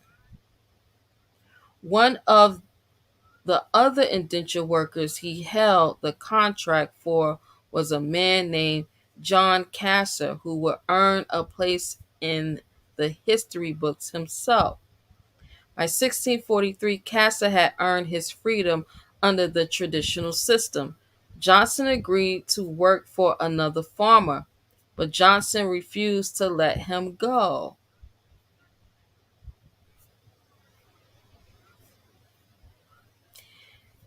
He sued the other plantation owner, and in 1655 he won in court. That's because Casser was his property. Casser was returned to Johnson and will be indentured to him indefinitely. According to the historians of the time, this was the first time a black person was made a slave for life with a black plantation owner as his master. You sure about that? You sure about that? Are we sure about that? Because if we look at it, let's go to encyclopedia.com, right? Gianni de Verrazzano, let's see what he said when he first came over here in the early 1500s, right? He said, let's see, first, Verrazzano was an Italian explorer commissioned by the King of France to chart the eastern coast of North America, from Florida to Newfoundland. His main goal was to find passage to Asia via the Pacific Ocean. Although Verrazzano did not fulfill this mission, in 1524 he became the first European to sight New York Harbor, as well as Narragansett Bay and other points along the northeastern Atlantic shore. Verrazzano did not start any permanent settlements, yet he opened the way for Europeans who came to America in the early 17th century. For example, in 1624, the Dutch West India Company established New Amsterdam around New York Harbor and on Manhattan Island. And in 1836, English religious dissenter Roger Williams founded Rhode Island on the mainland off Narragansett Bay. All right. It says Verrazzano also gave one of the earliest existing accounts of Native American life in North America. The Viking explorer Eric the Red is credited with providing the first description of Native Americans when he discovered Greenland. Now we know Greenland is in North America. So in North America, he described what the Vikings look like. This is 986. So you mean to tell me the first time they coming over here is in the 1400s? Come on now, stop the cat. Stop the cat. It been coming over here. We went over there and set up that kingdom, those kingdoms. And we've been going back and forth. Says the name Verrazzano is familiar to North Americans today because of the Verrazzano Narrows Bridge, which connects Brooklyn to Staten Island. Right? I want to go down here to the description. Verrazzano.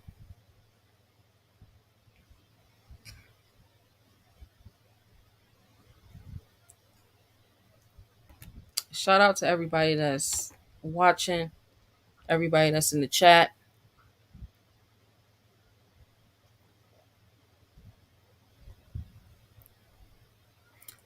King Namor said, "When you say black, who do you mean at that time?" So when they saying black, they talking about us more. At that time or at any time, they always talking about us. That's right, Neil Bay, Islam. That's right, His Majesty, the Magnificent L. A lot of slavery and servitude going on. LOL. The jig is up. Yeah. So whenever we read in a lot of the whenever we are reading a lot of this information, especially when it's written today, when it says Black, African American, Negro, they just talking about us. But in older writings, when they say white, right, they're talking about us because that was a status. It wasn't an actual people. Those people are actually Slavs.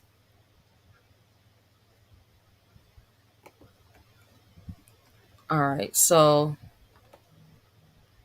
again, make sure y'all like the video, subscribe if you haven't already subscribed.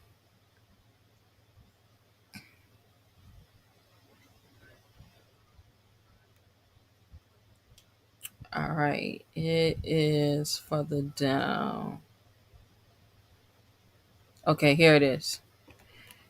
This is what the people look like, right? When the Viking explorer came, this is what he saw. When Verrazano came, this is what he saw. When so-called Columbus, which that's not even his real name, that's what he saw. It's what all of them saw when they came over here, right? Said the complexion of these people is black, not much different from that of the Ethiopians. Now you got to remember, this is translated. Verrazano, he's not writing in modern day English. All right. He's not writing in modern day English. This is a translation of today. The complexion of these people is black, not much different from that of the Ethiopians. Their hair is black and thick and not very long. It is worn tied back upon the head in the form of a little tail. In person, they are of good proportions, of middle stature, a little above our own. So he's saying that we were a taller stock of people than the Europeans, right? Because Verrazano is European, right? Broad across the breast, strong in arms, and well formed in the legs and other parts of the body. The only exception to their good looks is that they have broad faces, but not all. However, as we saw many that had sharp ones, with large black eyes and a fixed expression. They are not very strong in the body, but acute in mind, active and swift of foot. As far as we could judge by observation, right? This is the science that he's using. He's in the science lab in an experiment, and he's using observation. Right? By the judged by the observation, and these last two particulars, they resemble the people of East Asia, especially those the most remote. We could not learn a great many particulars of their usages on account of our short stay among them and the distance of ship from the shore. They wasn't even getting off the ship. They was just looking at us from afar. Look, they couldn't even get off the ship. They was just viewing us from afar. So, good and well, they wasn't just running up here taking nothing, just taking over our land. No, they didn't get anything until after. They wasn't able to really get it popping until the turn of the century, until the early 1900s. That's when they really started getting it popping off of them.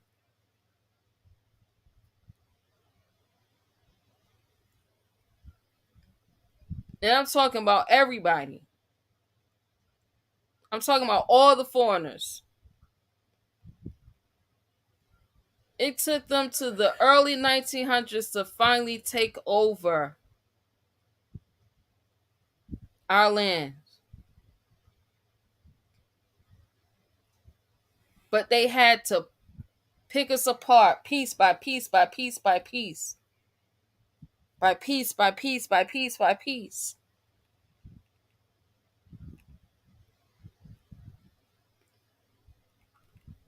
They wouldn't even get off the boat.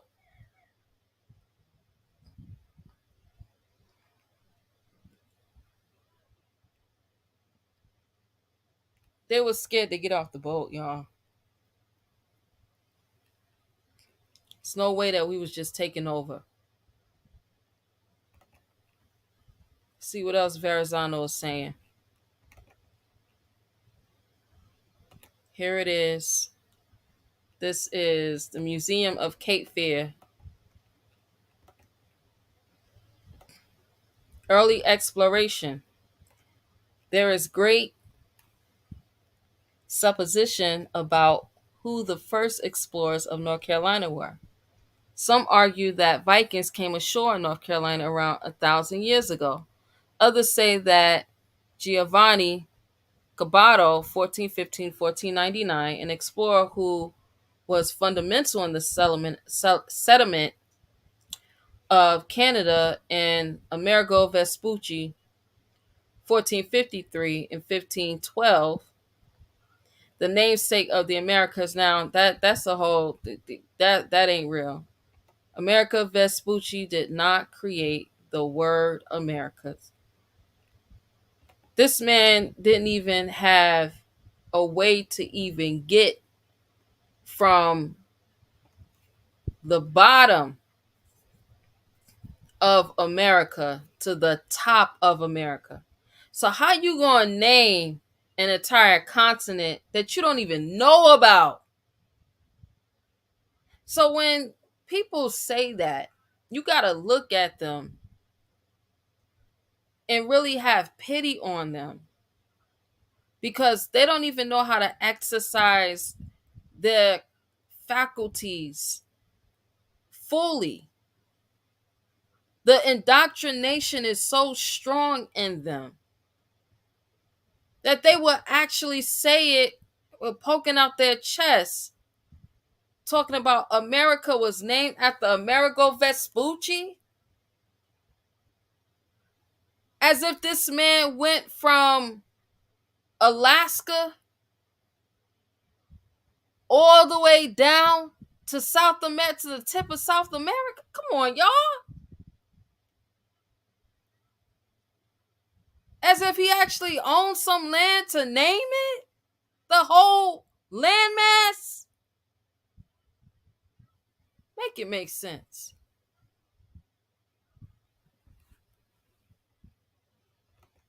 Because I'm just not that slow. That's right. His Majesty the Magnificent El said the cat must stop. It gotta stop. This stuff gotta stop, y'all. Cause y'all teaching y'all teaching the children, y'all teaching the babies this mess.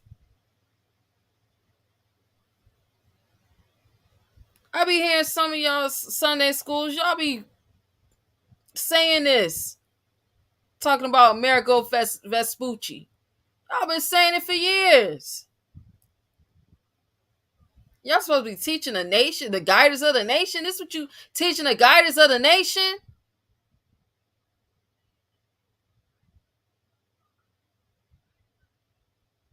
Because somebody told you that? You mean to tell me somebody actually named an entire Come on, y'all. He didn't even know anything about the entire continent. So how he named an entire continent? If y'all don't wake up and stop playing. It says sailed around the North Carolina coast. He didn't even get off the boat. He sailed around the coast. While historians may never be able to substantiate these theories, again, theories. This is always a way for foreigners to always try to bring themselves into a history that they had nothing apart, like they wasn't even a part of history then, other than being slaves. That's all. That's it, and that's all. They filled the trade markets of Europe, Asia, and what they call Africa. That's what they did. So the Ottoman Empire was enslaving them so heavy, it was crazy.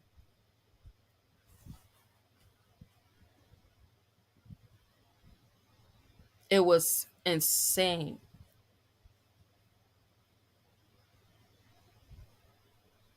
Says they can say with certainty that the first documented exploration of North Carolina was an expedition that landed at Cape Fear, led by Giovanni da Verrazzano in 1524. Cape Fear is a river, it is not a landmass.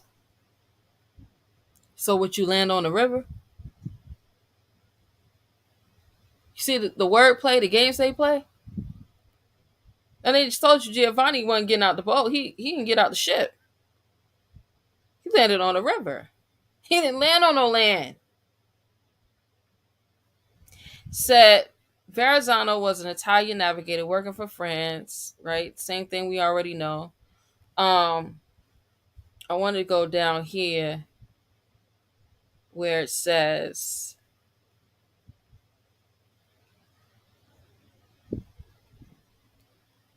we sailed more than 400 leagues where there appeared a new land which had never been seen before by any man. How do you know that? How do you know that this new land had never been seen by any man before in world history? Just making up stuff. Either ancient or modern. This is cap. This is not real. Says, having approached to within a quarter of a league, we realized that it was inhabited, for huge fires had been built on the seashore. Yeah, you wouldn't get out them ships. We had seen many people coming to the seashore, but they fled when they saw us approach. Come on, y'all. They fled when they saw you approaching.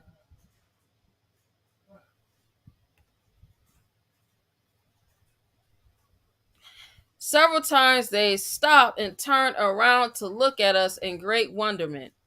We reassured them with various signs, and some of them came up, showing great delight at seeing us and marveling at our clothes, appearance, and our whiteness. Y'all know these people. This is, again, they're saying that this is coming from Verrazzano's notes. Again, Verrazzano is not writing any notes in modern day English.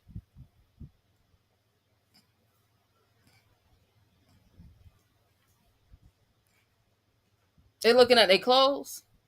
Really? Like your clothes, all that I gotta look at your clothes. Okay, so this is the land. This is the land where all the gold at, all the silver. Majority of the vegetables and fruits is from here, but I'm marveling at your clothes. Yeah, probably because they were so raggedy. I'm not. No, no, no. We not marveling at your clothes. Not at all. Marveling at your whiteness. Come on now. Oh, they just made this up. And you actually got to go in and you got to take time. You got to study and you got to realize what's truth and falsehood because it is always strangely mixed. Because again, they teaching this. If they're not teaching this in the school, a lot of the teachers in Sunday school within the temples are teaching this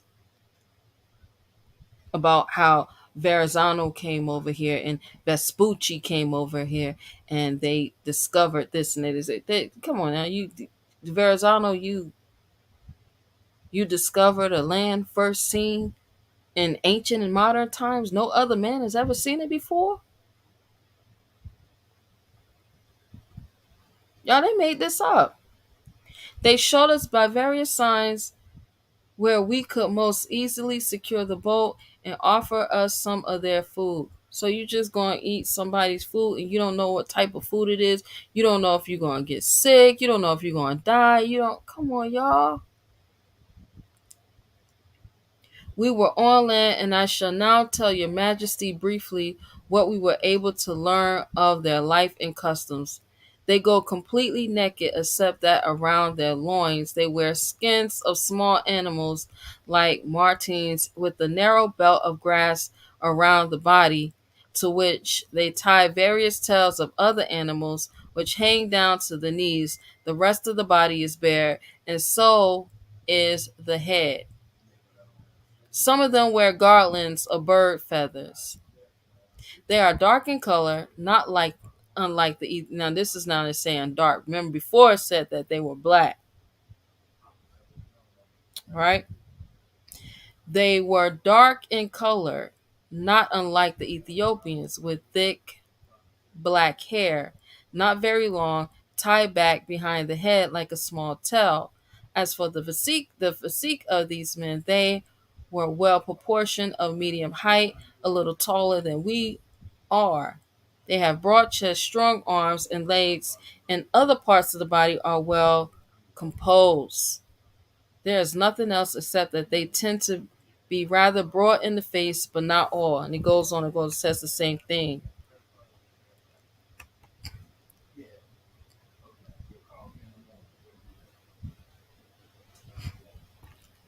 Right? The difference from the other one, it says, in the last two respects, they resemble the Orientals. Not the Asians, but the Orientals. It's a difference. Particularly those from the farthest Cenarian regions. We could not learn the details of the life and customs of these people because of the short time we spent on land, due to the fact that there were few men and the ship was anchored on high seas. Come on. Come on. They wasn't getting off them boats, y'all. They saw them big Aboriginal Americans. They saw us and they was not getting off them ships. Not at all.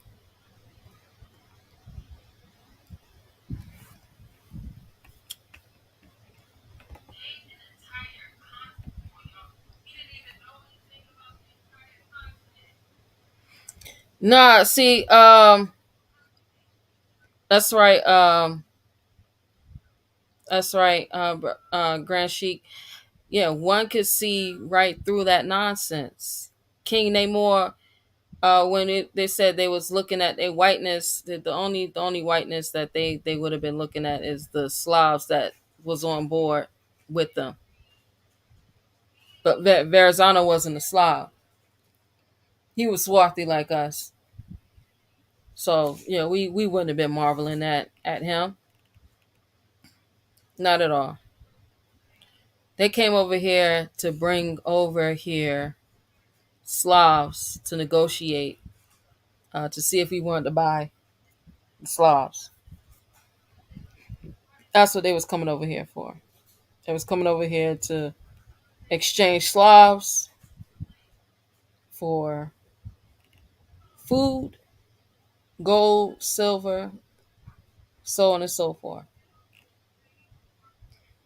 Yeah, that's what they was coming over here for. Tobacco, hemp. Yeah, they was coming to get all that. But yeah, Verrazano, and the ones that was the navigators, they wasn't Slavs. They had some Slavs on those ships with them though, because that's what they would use to barter with.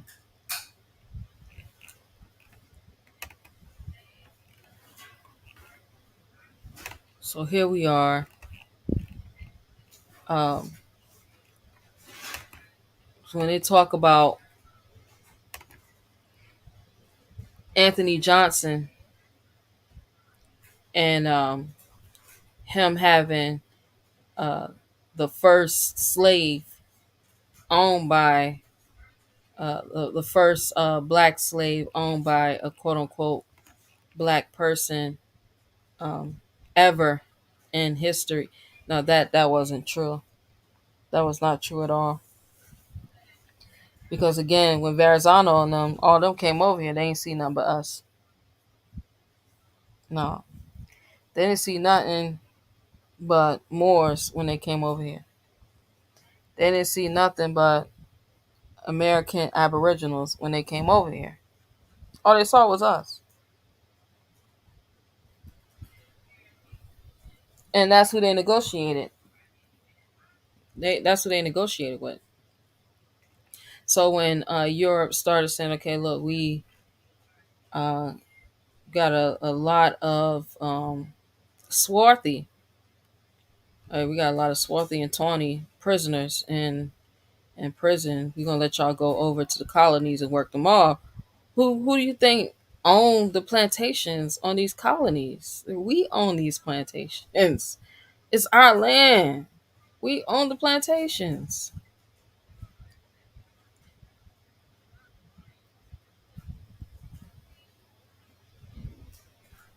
We own the plantations. So this was not the first time. Verrazano was already saying that he seen us when he came over here.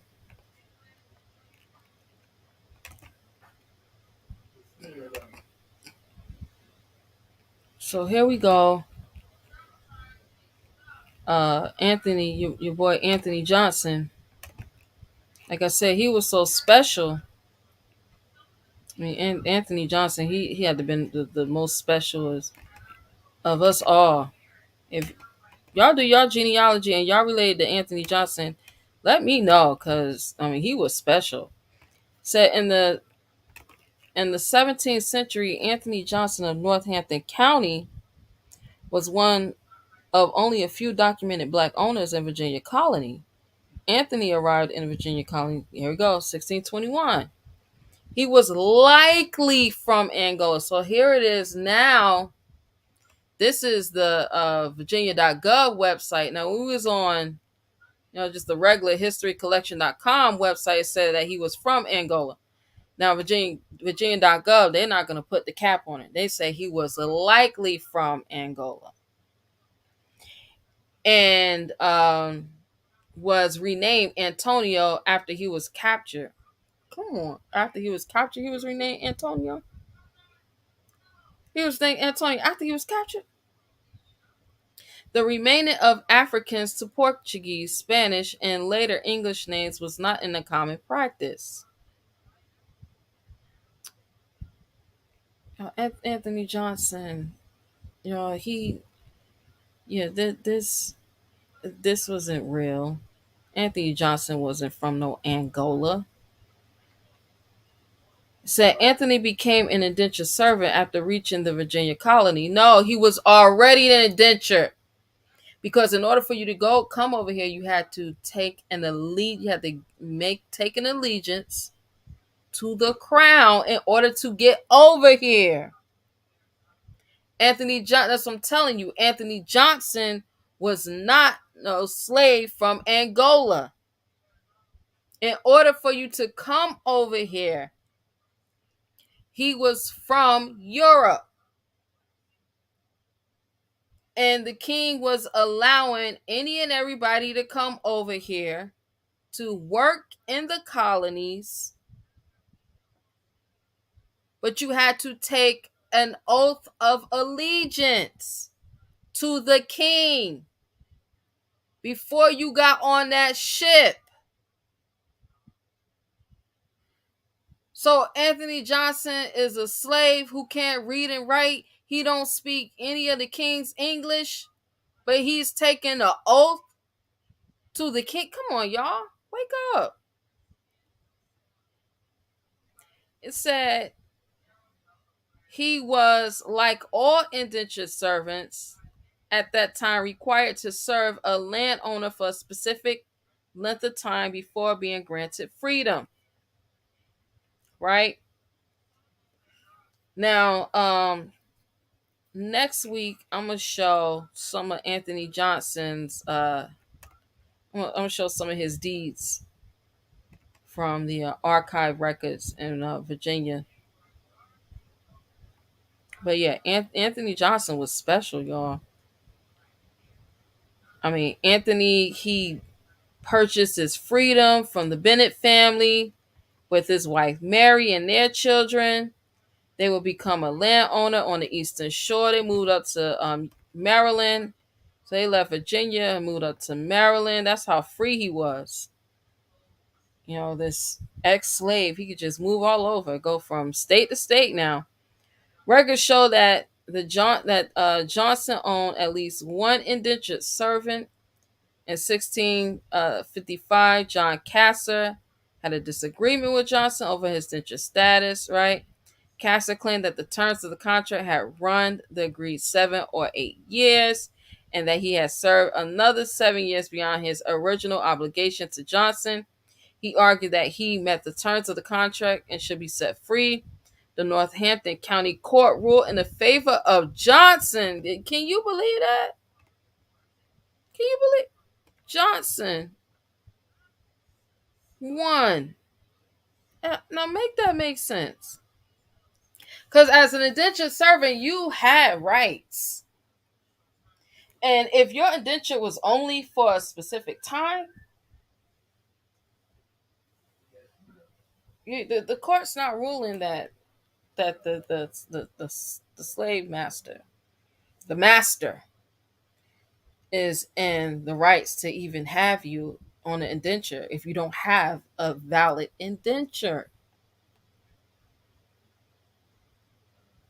Especially if you some quote unquote black man, you some quote unquote African descendant of African slaves. So finding that Khazar had run away and claimed to be an indentured servant.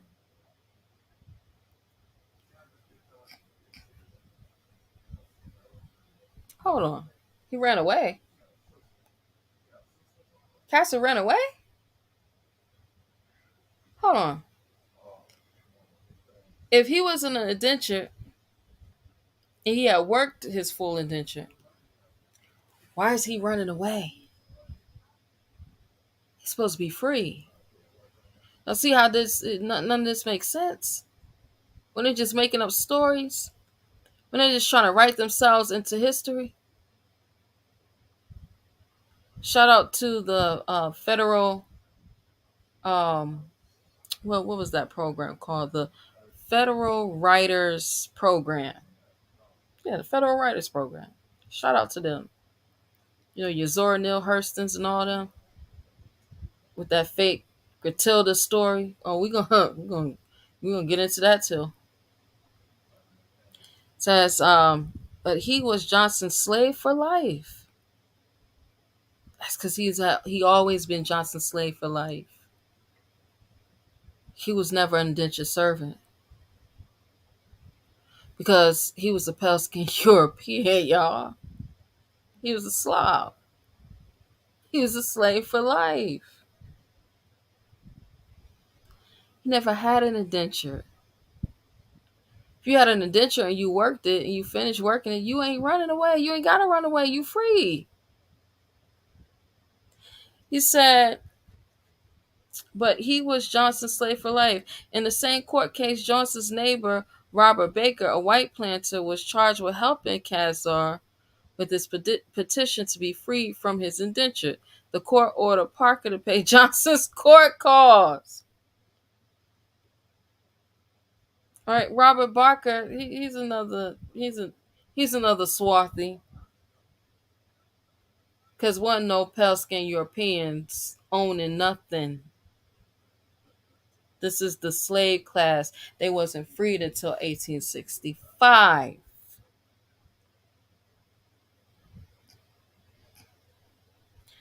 Now, many of them had been descendants of admixtures, because a lot of the men began to have babies with them.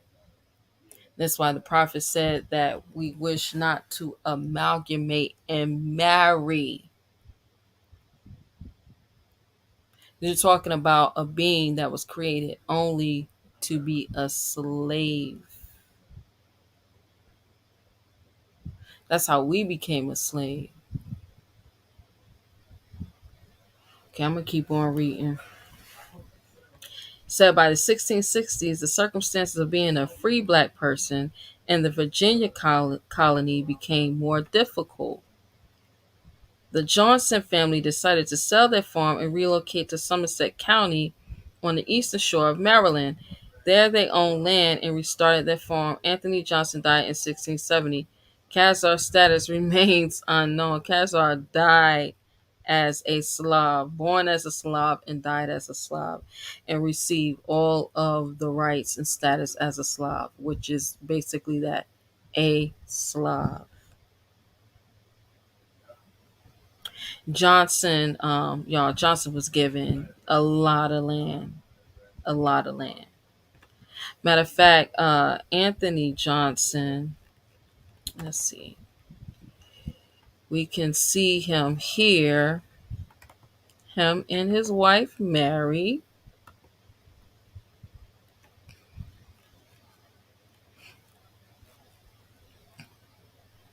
Let me share this with y'all. He and his wife Mary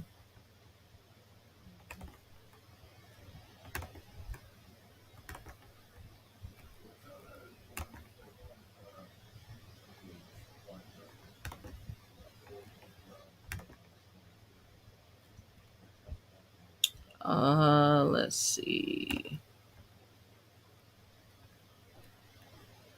Here they go.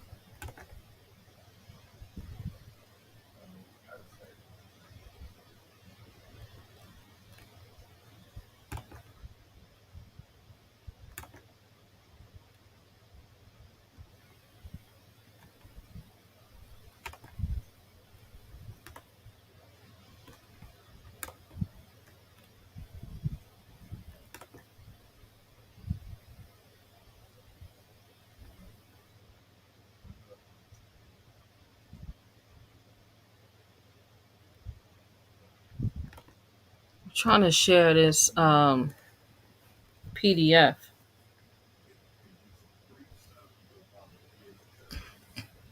Okay. All right. So here Anthony Johnson is, him and his wife Mary.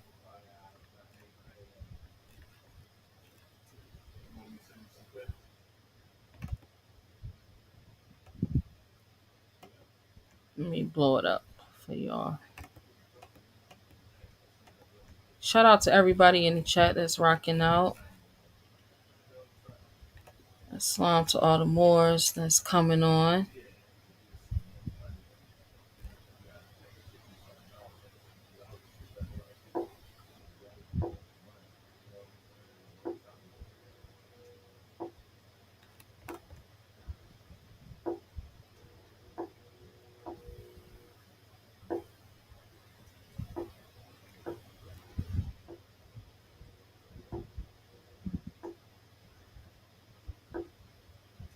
I don't know. It's not letting me show it.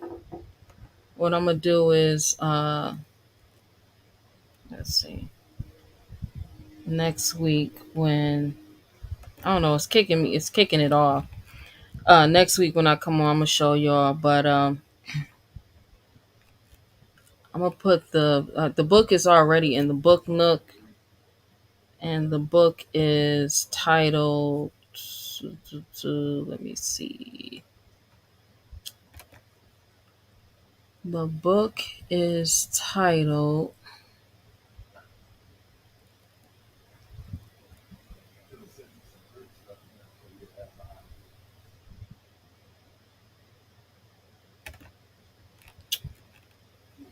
Matter of fact, I'm gonna see if I can pull it up.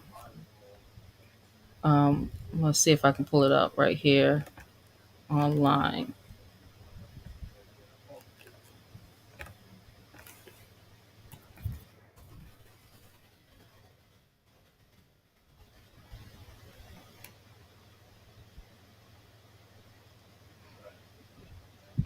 And this is titled The Original List of Persons. Let me go up here.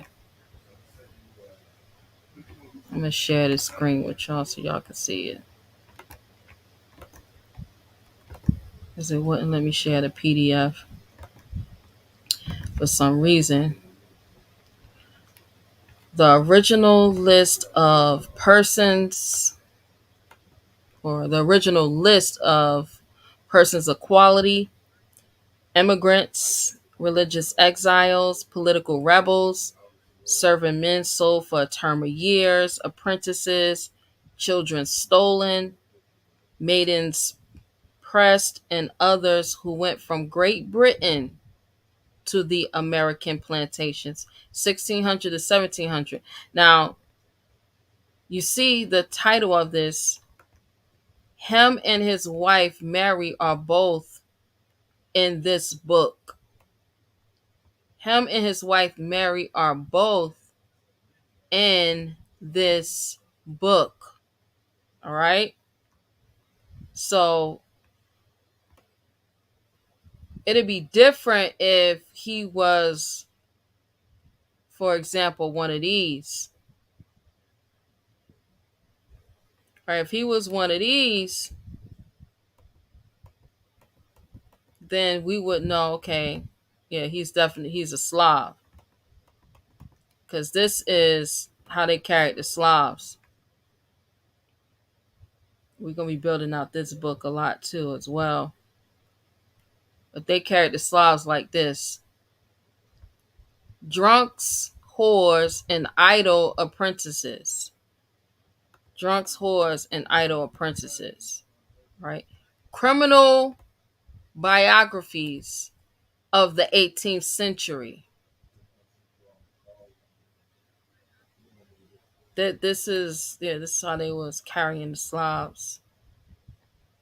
Whereas you had Antonio Johnson and his wife Mary, who were one of the original list of persons of quality, immigrants, religious exiles, political rebels, serving men. See, religious exiles, see, they wouldn't um they wouldn't conform to Catholicism.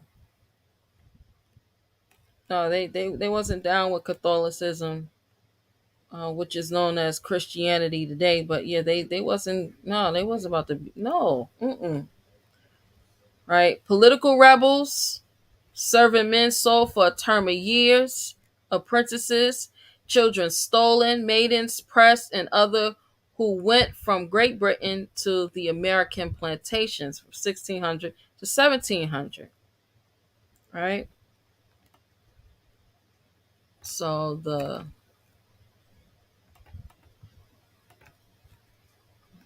let's see, the book here.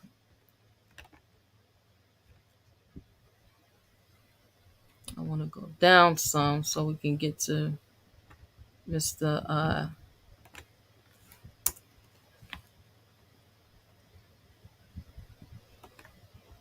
Mr. Antonio and his wife, Mary.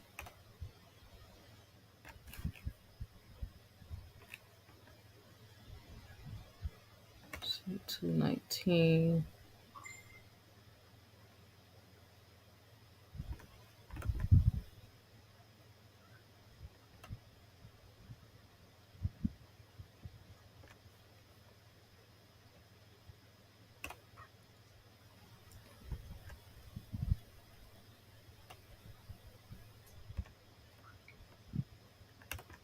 I had already had this pulled up, but like I said, wouldn't let me share the screen for some reason on the PDF.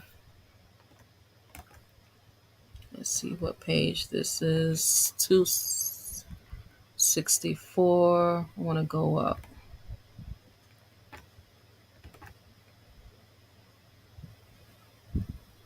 Two 54. 250. We almost there, y'all. 46. 5, 4, 3, 2, 1. Here we go. All right, y'all put sevens in the chat if y'all can see this.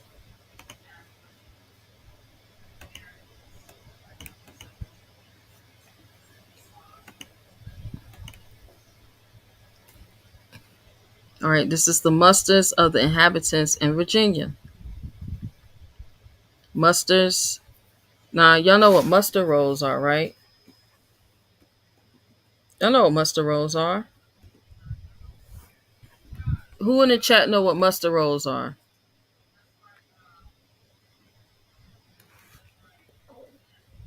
Who in the chat know what muster rolls are? Well, y'all gotta know what muster rolls are. Somebody gotta know what muster rolls are.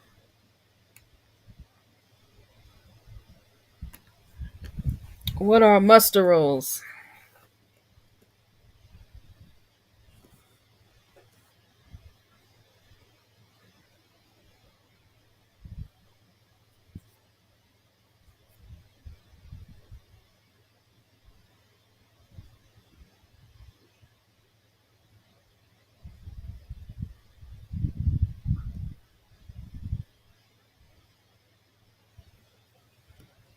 Muster rolls.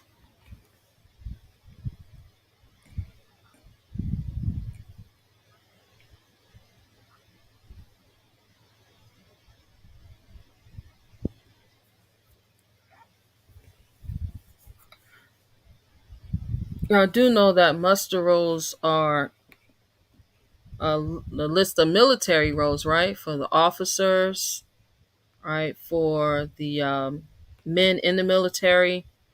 Muster rolls also was used for um, the men that were a part of the shipping company. All right, so that's what muster rolls are. So here it is.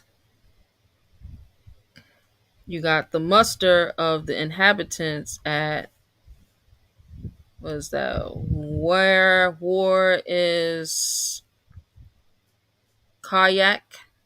At Where's Kayak, taken the 7th of February 1624, the muster of Edward Bennett's servant. Now remember, it said that Antonio was definitely a servant of Edward Bennett, right? Mr. Bennett. Now we see Antonio right here. Says Antonio, a Negro. Says Antonio, a Negro. Right? Says that he was in the James, or on the James, and went 1621. Here he is. Mr. Anthony Johnson, 1621 on the James, which was the name of the ship. Then here's his wife right here, right? They said a little while later, he met a woman named Mary, a Negro woman, and she was on the Margaret and John in 1622. So yeah, about a year later, he met Mary. Him and Mary married. Now here it says that Mary and Antonio both were Negroes.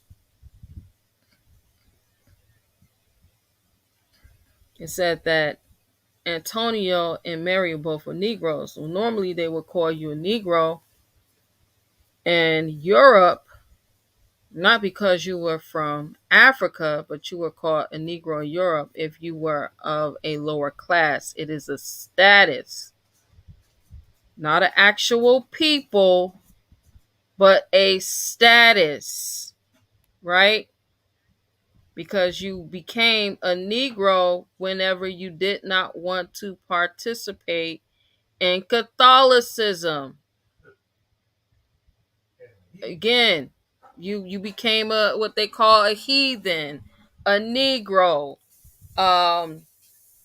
They called you they called you, yeah, they called you many names to make you a undesirable. That's what the Negro was.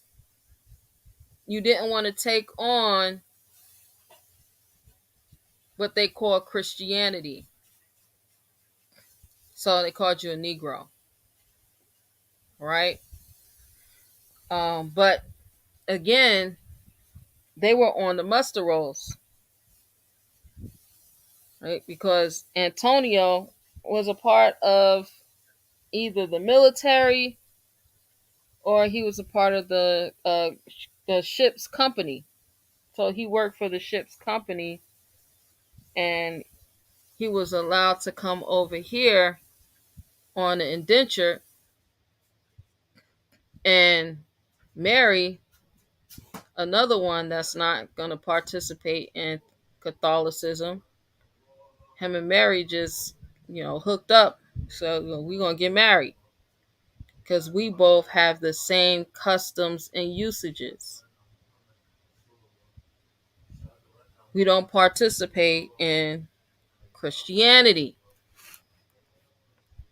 So, again, this book is, if it's not already in the book nook, I'll make sure I put it in the book nook tonight for y'all.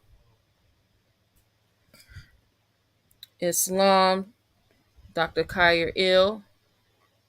Again, this is Antonio, and the famous Antonio Johnson and his wife Mary, who owned so much land that they actually own prime real estate land in in Maryland. So Mary actually had Maryland land, Islam, in the Eastern Shore, and what they call um, Martha Vineyard, in Maryland, which is prime real estate today. So if you are, if when y'all do y'all genealogy, if any of y'all are related to Antonio Johnson, and make sure that y'all go and get those land patents. Y'all better go back and claim that land because that's some prime real estate, y'all. I'm telling you. And don't do like that family in California did, where they're gonna allow LA County to buy back the land within 3 years. Don't do what they did. Y'all go get y'all family's land, keep it in the family, because these people stole.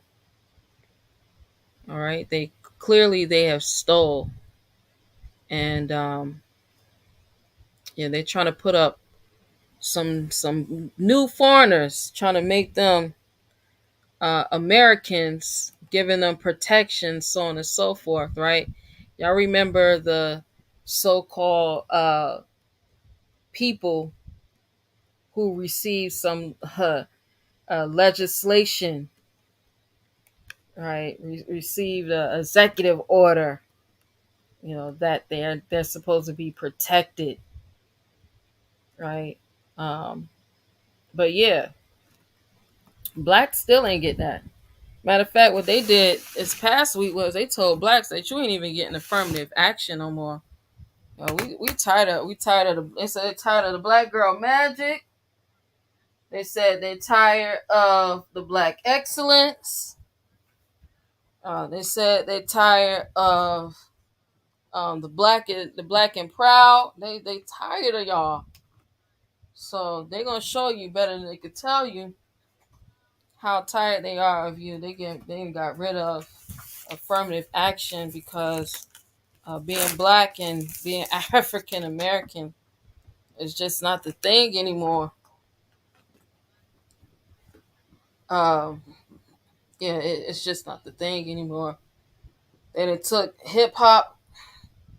They done took hip hop from you. Busta Rhymes said that it started in Jamaica. You know, Jamaicans created it. They done took everything from you. Fat Joe said that him and John Leguizamo basically saying that if it wasn't for Puerto Ricans, then hip hop would not be what it is today. I mean, everybody is turning on this black man and this black woman, turning on this African American. I mean, the whole world.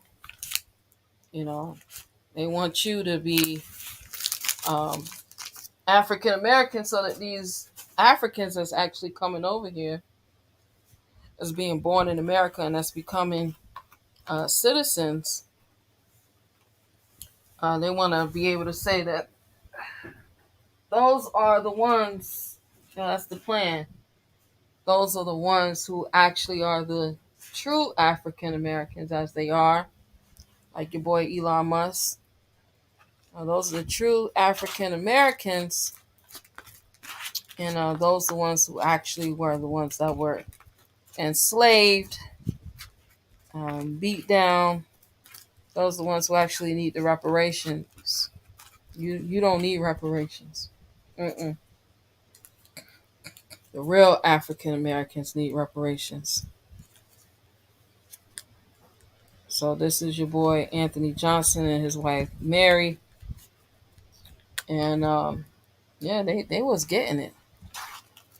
They had a lot of money. Anthony Johnson and Mary.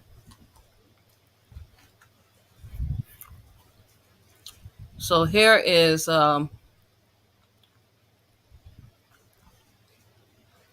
we go.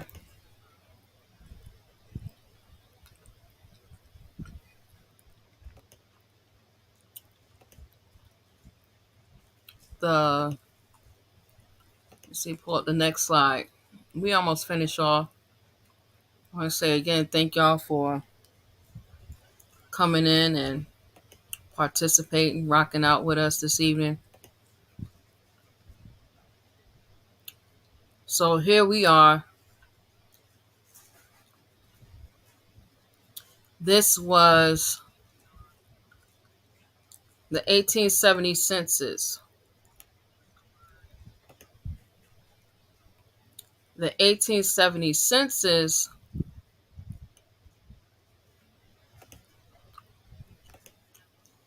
which was the census that came out right after this great rebellion they called the Civil War, which there was no war actually declared by Congress or by Lincoln. Lincoln himself just kept calling it, and Congress kept calling it the Great Rebellion. Not saying that there wasn't any fighting. It was a lot of fighting. But it was never declared a war. They declared war on drugs after they put it in our communities. That they didn't declare war against the South, but they did everything that would resemble a war, such as taking over the infrastructure, taking over the transportation, taking over the waterways,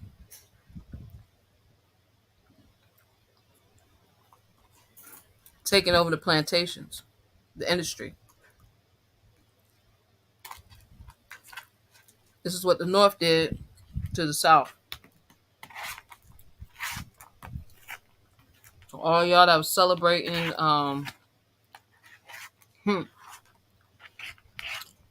celebrating y'all Freedom Day on Juneteenth, when you wasn't freed from nothing, that's what really happened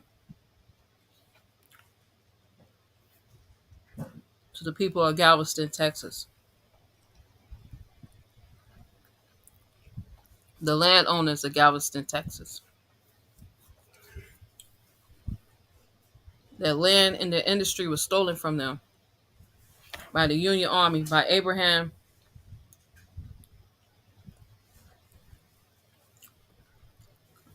and his militia.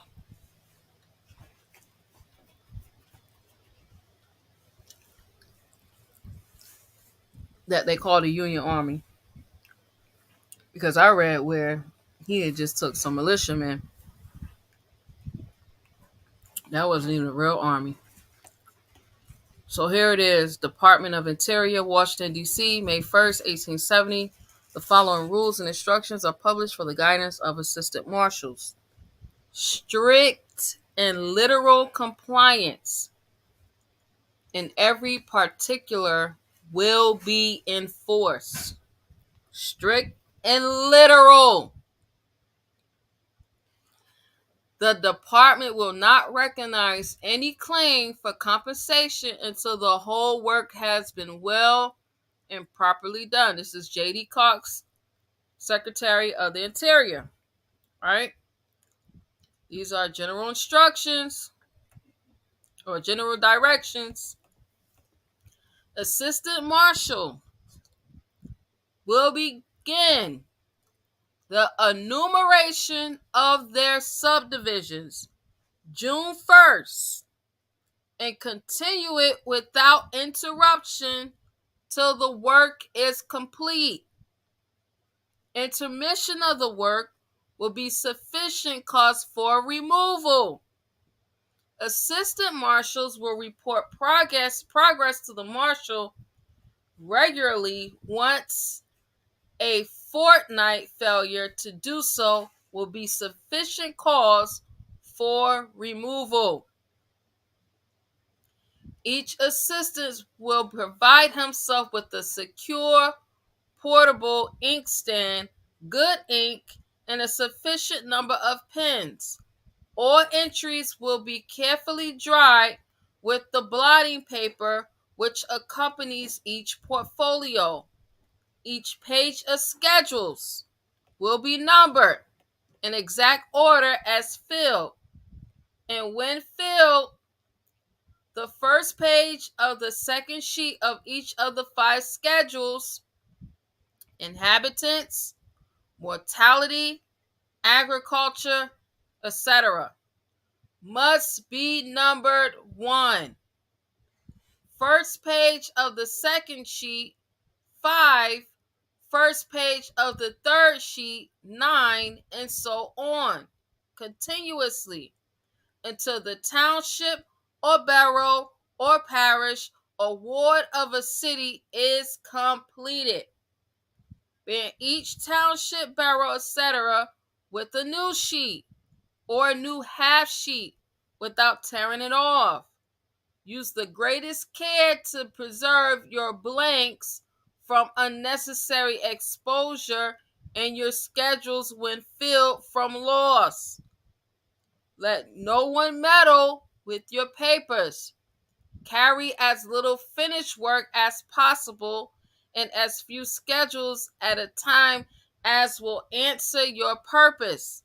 Always carry the full pamphlet of instructions. Sheets must never be folded, either in the course of enumeration or in transmission to marshals or to the census office. Whenever sheets are sent in sufficient number to allow it, they will be sent in flat packages at length. When the package is too small for this, the sheets will be rolled. Half sheets will not be used except when they are the last are the only sheets of that schedule from that subdivision. A limited number of hash sheets is furnished for use in the smaller subdivisions. There are certain columns on each schedule, which must be filled in every case, or the work of the enumeration has not been performed. Such are, here's the example of the schedules. When the census office is put to trouble and expense by having to obtain through subsequent correspondence the answers to the questions, the cost of clerk hire and correspondence to the department will be estimated, and dedication will be made for work not done.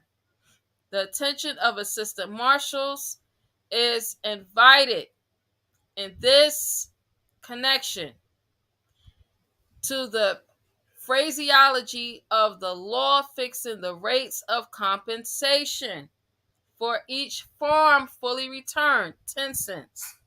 For each establishment of productive industry, fully taken in return, 15 cents.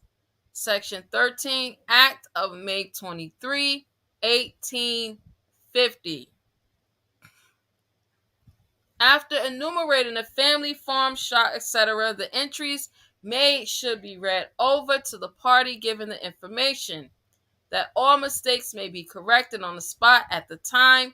This is a requirement of law.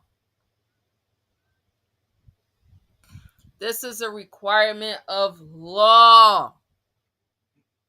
This is a requirement of law.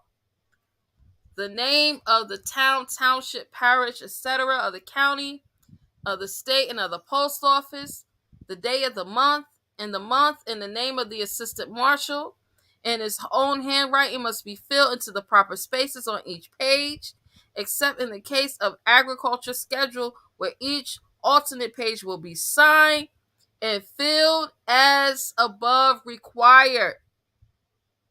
On all schedules, when values are required to be stated, omit fractions of a dollar. As far as possible, assistant marshals will have the first copy of their returns made from the sheets as they are completed, so that the full returns may be sent to the marshals at the earliest practical moment after the enumeration closes. Great pains will be taken in comparing the copy intended for the census office with the originals, point by point. The second copy required by law will be forwarded to the marshals when completed at the end of each set of returns. The assistant marshal will certify that they were made according to law and instructions. Special attention will be paid to the rules relating to the distribution, care, and use of blanks laid down in circular from the Department of the Interior of May 12, 1870. Assistant marshals will return their portfolios to the marshals when their duties are complete. The 10th section of the Act, May 23, 1850, requires that the assistant marshal shall make an enumeration by actual inquiry at every dwelling house, or by personal inquiry of the head of every family, and not otherwise. The duty cannot be performed by deputy or proxy. General publication will be made of the facts so that citizens may know their rights and resent unauthorization, intrusion, or inquiry. The duty cannot be performed by deputy or proxy. General publication will be made of the fact so that citizens may know their rights and resent unauthorized intrusion or inquiry. When persons properly subject to enumeration refuse to give information in the particulars required, they will be admonished of their liability under the provisions of the 15th section of the Act of May 23, 1850. Assistant marshals will, however, make as little show as possible of authority. They will approach every individual in a conciliatory manner, respect the prejudices of all, adapt their inquiries to the comprehension of foreigners and persons of limited education, and strive in every way to relieve the performance of their duties from the appearance of obtrusiveness. Anything like an overbearing disposition should be an absolute disqualification for the position. No graver offense can be committed by assistant marshals than to divulge information acquired in the discharge of their duty. All disclosures should be treated as strictly confidential, with the exception hereafter to be noted in the case of the mortality schedule. Information will be solicited of any breach of confidence on the part of assistant marshals. The department is determined to protect the citizen and all his rights in the present census.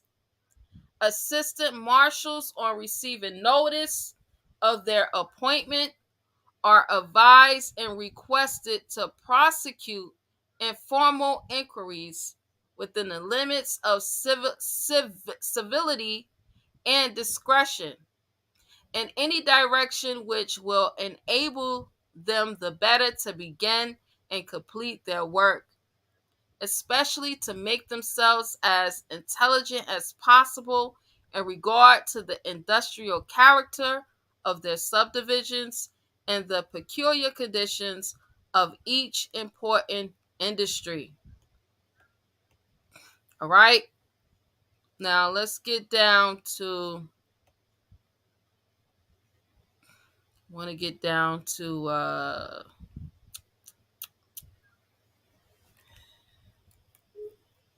Indians.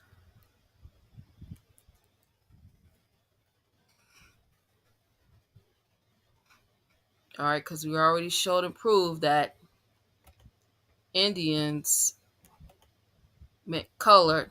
Colors meant Negro, right? We already showed and proved where they put the Negro badge on us because we didn't want to participate in Catholicism, right? Many of the families marry into each other. We see that through Brother Steve Harvey and his family. Many of our families intermarried with the Europeans, the swarthy and the tawny ones that came over here. All right, so it says Indians not taxed. And we're going to really be getting into this word Indian.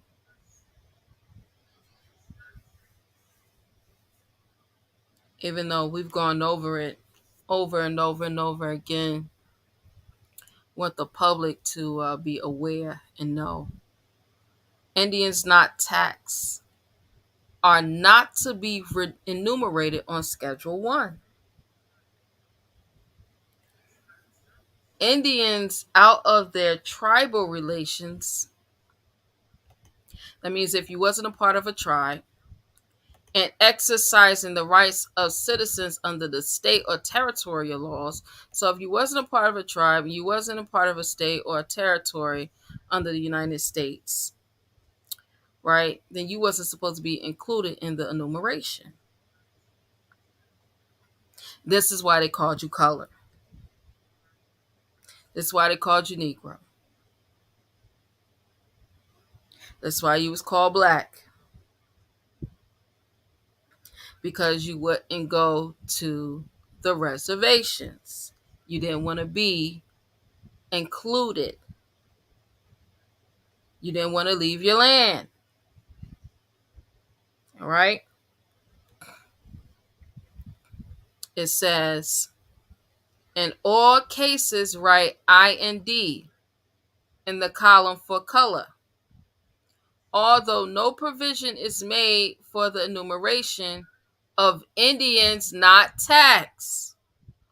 Although, now, if you was an Indian and you was a part of your tribe that was going out west to Oklahoma, live on the reservations of Oklahoma, or if you said that you was going to stay, but you was going to become a citizen of one of the states or under the territorial laws that the United States had through treaty, right? Then under color, it would say IND.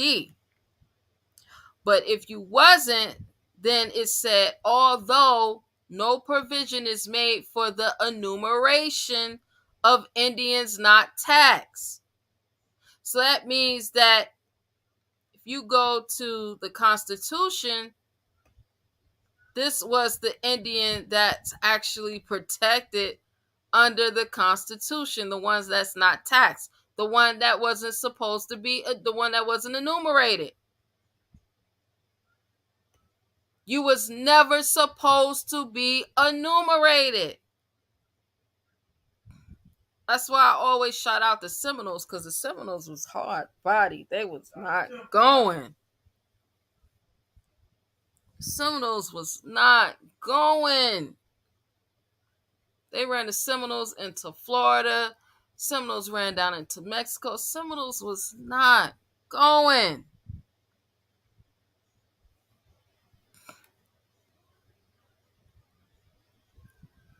It said, Indians not taxed. It is highly desirable for statistical purposes. Highly desirable. When they wanted all of us to become citizens under the United States, the Union. They wanted all of us to be a part of the treaties that they made that put us under subjection to the United States. They wanted all of us to go out to the reservations. Said for statistical purposes that the number of such persons not living upon reservations should be known.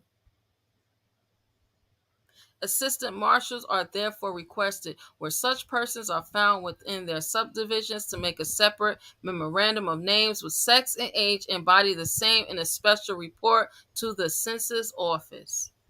But guess what? If you was an Indian not taxed, that means that you was never enumerated.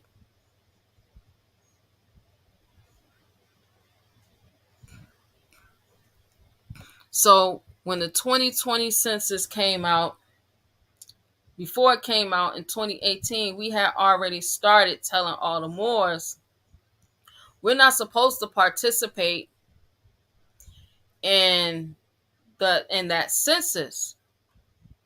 We're not supposed to be enumerated in their census. Because the 14th and the 15th Amendment is not what we don't need that. We're not supposed to be a part of any of that. We're actually following the prophet. We're supposed to do our own census. Again, we're supposed to have our own census. We're our own government.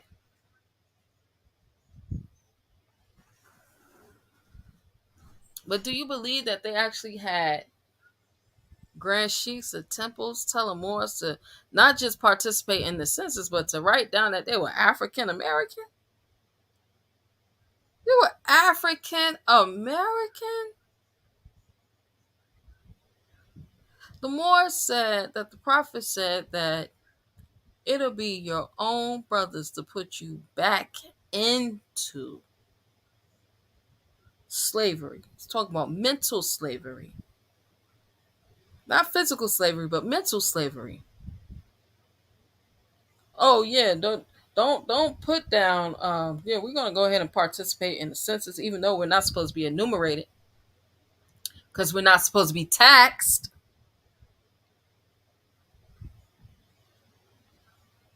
We're not supposed to be enumerated because we're not supposed to be taxed.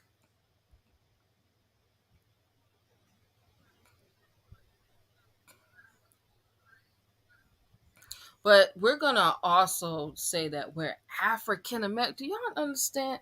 Let me show y'all. Cause see, this is the issue with these type of Moors is the real dirty Moors, the ones telling you to go and get enumerated, and not just get enumerated, but say that you African American, right? So let me see.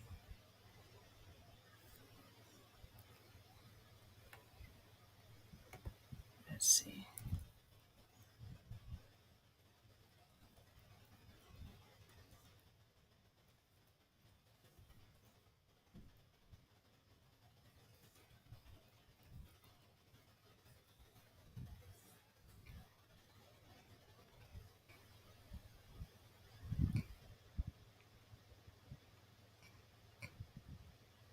All right, so this is the old one.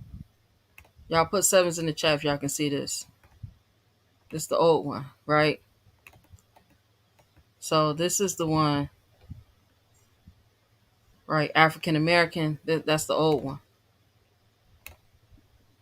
This is when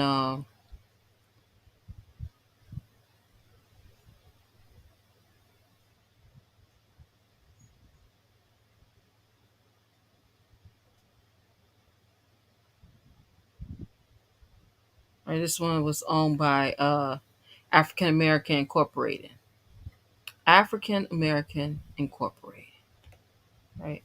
That's who owned that one. Now, now this the new one. This who own it now.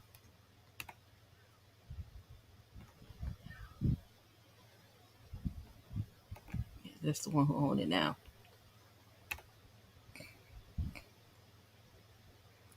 Right?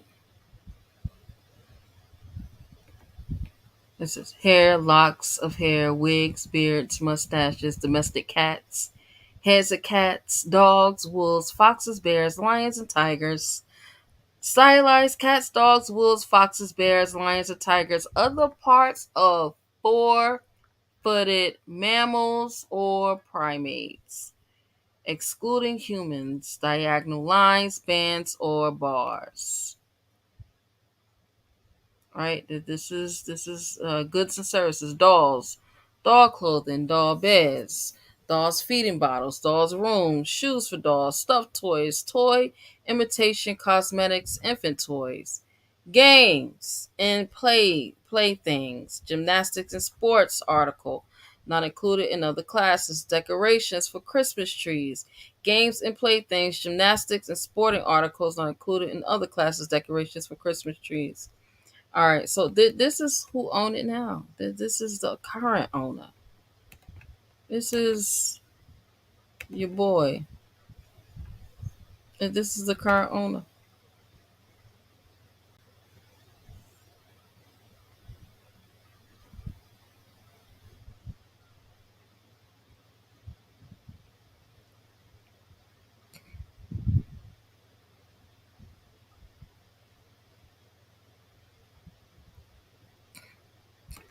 It's your current owner right here.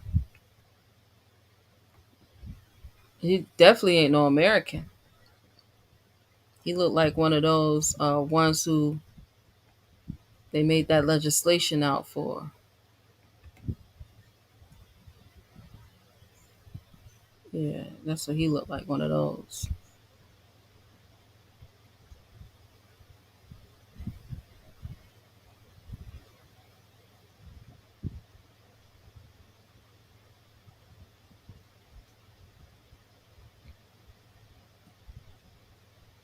Yeah, so these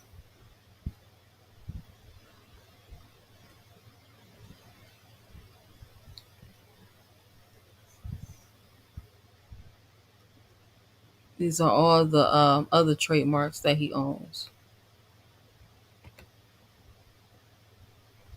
Y'all see this? These are other trademarks he owns.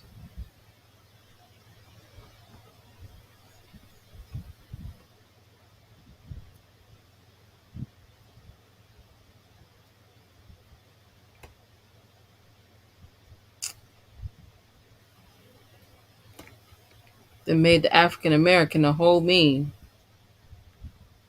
African American.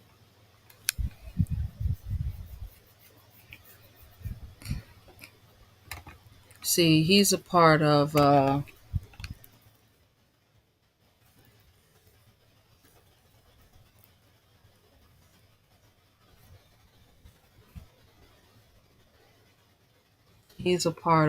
these ones right here.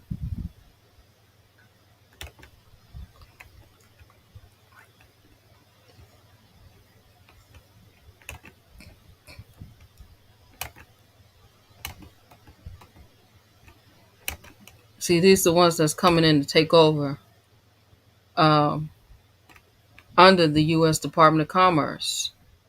Right? These are the same ones that is over what? The U.S. Census Bureau. The one I told y'all, kept telling y'all not to participate in that. All right. And then you got a nerve to put down you a whole African American.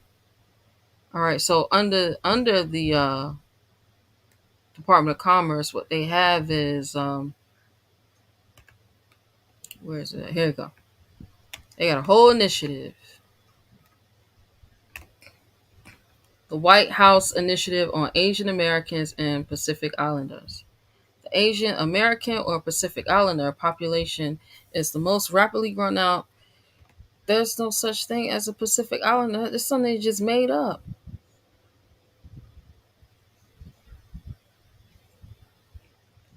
This right here is a whole foreigner. That's a foreigner.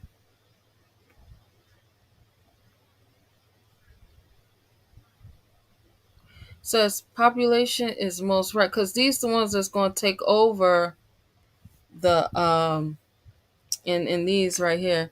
These are the ones that's going to be this going to be the new um natives. These going to be the new natives. The old natives, the ones that they made native back in the day, those ones they haven't done anything to help the economy grow. All they want to do is have the casinos, get drunk. They live in the worst of the worst economic poverty stricken. Just all the areas is just the worst of the worst. It's like so it's worse than living in the projects, y'all. So yeah, they get rid of them and gonna put these ones up. They say the Asian American or Pacific Islander population is most rapidly growing ethnic group in the country and is expected to increase to over 40 million individuals by 2060. By 2060. Now remember, these ones right here, they not they don't have enough young people to continue on with their to continue on with them as a country as a whole, right? So they went over into the place where they keep trying to tell us that we're from, right? And started to to mix and to have children with them. You got to remember now over there, they killed off most of their older population, so it's nothing but a bunch of young people over there. So it's easy. They going. You see, Steve Harvey said, it's enough of y'all young people over here to make change. Tell the government what you want. You gonna get whatever get whatever it is that you need. It's enough of y'all young people over here because that's what's running the politics over in that place that they keep telling us that we're from. And see, these people right here have gone in there, and they're taking over there so they can continue to have babies. And so they are expecting to, see, it says increase over 40 million individuals by 2060. That's the plan. The plan is to stomp us out, to stomp us out. That's the whole plan, to stomp us out, get rid of us. They got a whole initiative with the Department of Commerce. How you get an initiative? There is no, the only other, there's no other, no, not no other, not one. Mm-mm, not one, not one. No, no one else, just them. So if y'all think it's a game, you keep playing around listening to your leader, whoever they are, letting them further put you into slavery, you better wake up, because the prophet said, go save yourself. He said, I did what I needed to do, everything that I needed to do to save a nation. Now go save yourself. You keep listening to these people because their lack of understanding, their lack of proper education, their lack of common sense, because they want to rule over a people. I implore each and every one of you all, if you haven't, do your genealogy, get your families together, go and get your ancestral lands back, put it in trust. Again, put it in trust. Have your family's estate, and create it so that the only way that you can even partake of any of it is that you have to actually have blood ties. Teach your grandchildren, your children, the importance of loving their race. Have race pride.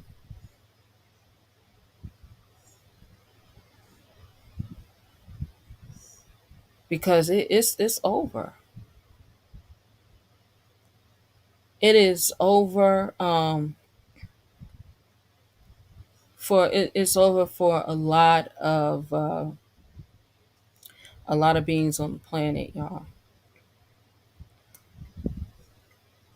They not even having the ones that they call this right here. They're not even having producing children anymore.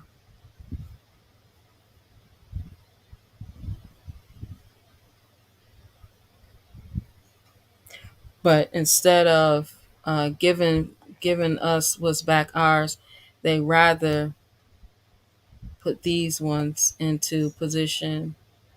Ain't that funny? Ain't something else, ain't it?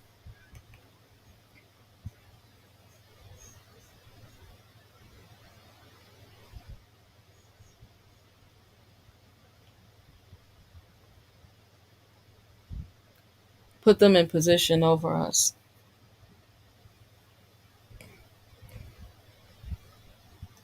If you enjoyed this evening,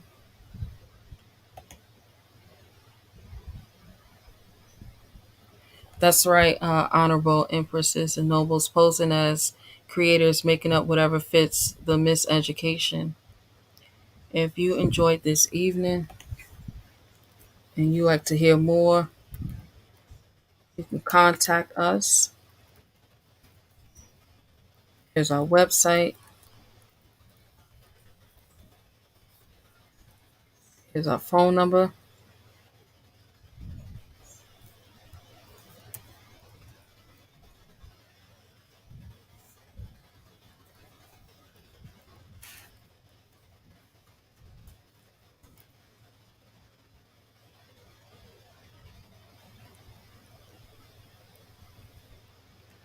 If you are looking for a temple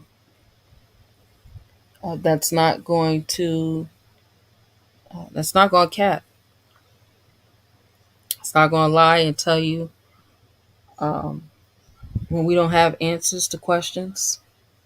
It's not going to tell you, go sit down. You don't need the answers to those questions. Uh, for the majority, it's not going to belittle you. It's not going to beat you down.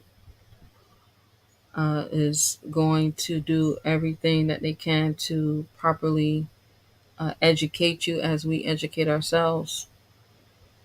Because see, education does not stop once you become a teacher. Once you, lead, then reach out to us. We're here. For those who came out tonight and participated again, thank you. Islam to each and every one of you all. Make sure y'all don't forget to like and subscribe and share. Share the video. Share it amongst your loved ones, your friends, your associates, your family, your co-workers, so on and so forth. Because a lot of our people just don't know. A lot of our people just want to be black and proud. A lot of our people just want to be African so bad. Descendants of, you got it. Got to be bad when you want to be a descendant of an African slave. Like, what is a African Slav? Islam. Gratitude, Dr. A. Khair Il. Islam, honorable empresses and nobles. Honors to our Grand Sheikh, E. Rice Bey. Honors to His Majesty the Magnificent El. So honors to King Namor. Honors to who else came out? Antonio McCloudie Ill. I don't want to miss anyway. Kiana Manning, Brother Antonio Smith Bay, Thomas Saunders, and my god brother, the world class.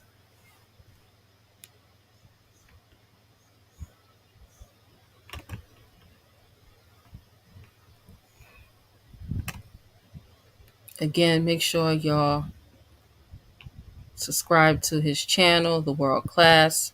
Subscribe to Brother Amani Bay's channel. His channel is named Amani Bay. All right, I put the link in here earlier. Make sure y'all check them out. They both have a wealth of information. With that, I want to say peace and love to you all. Have a great rest of your evening. Islam.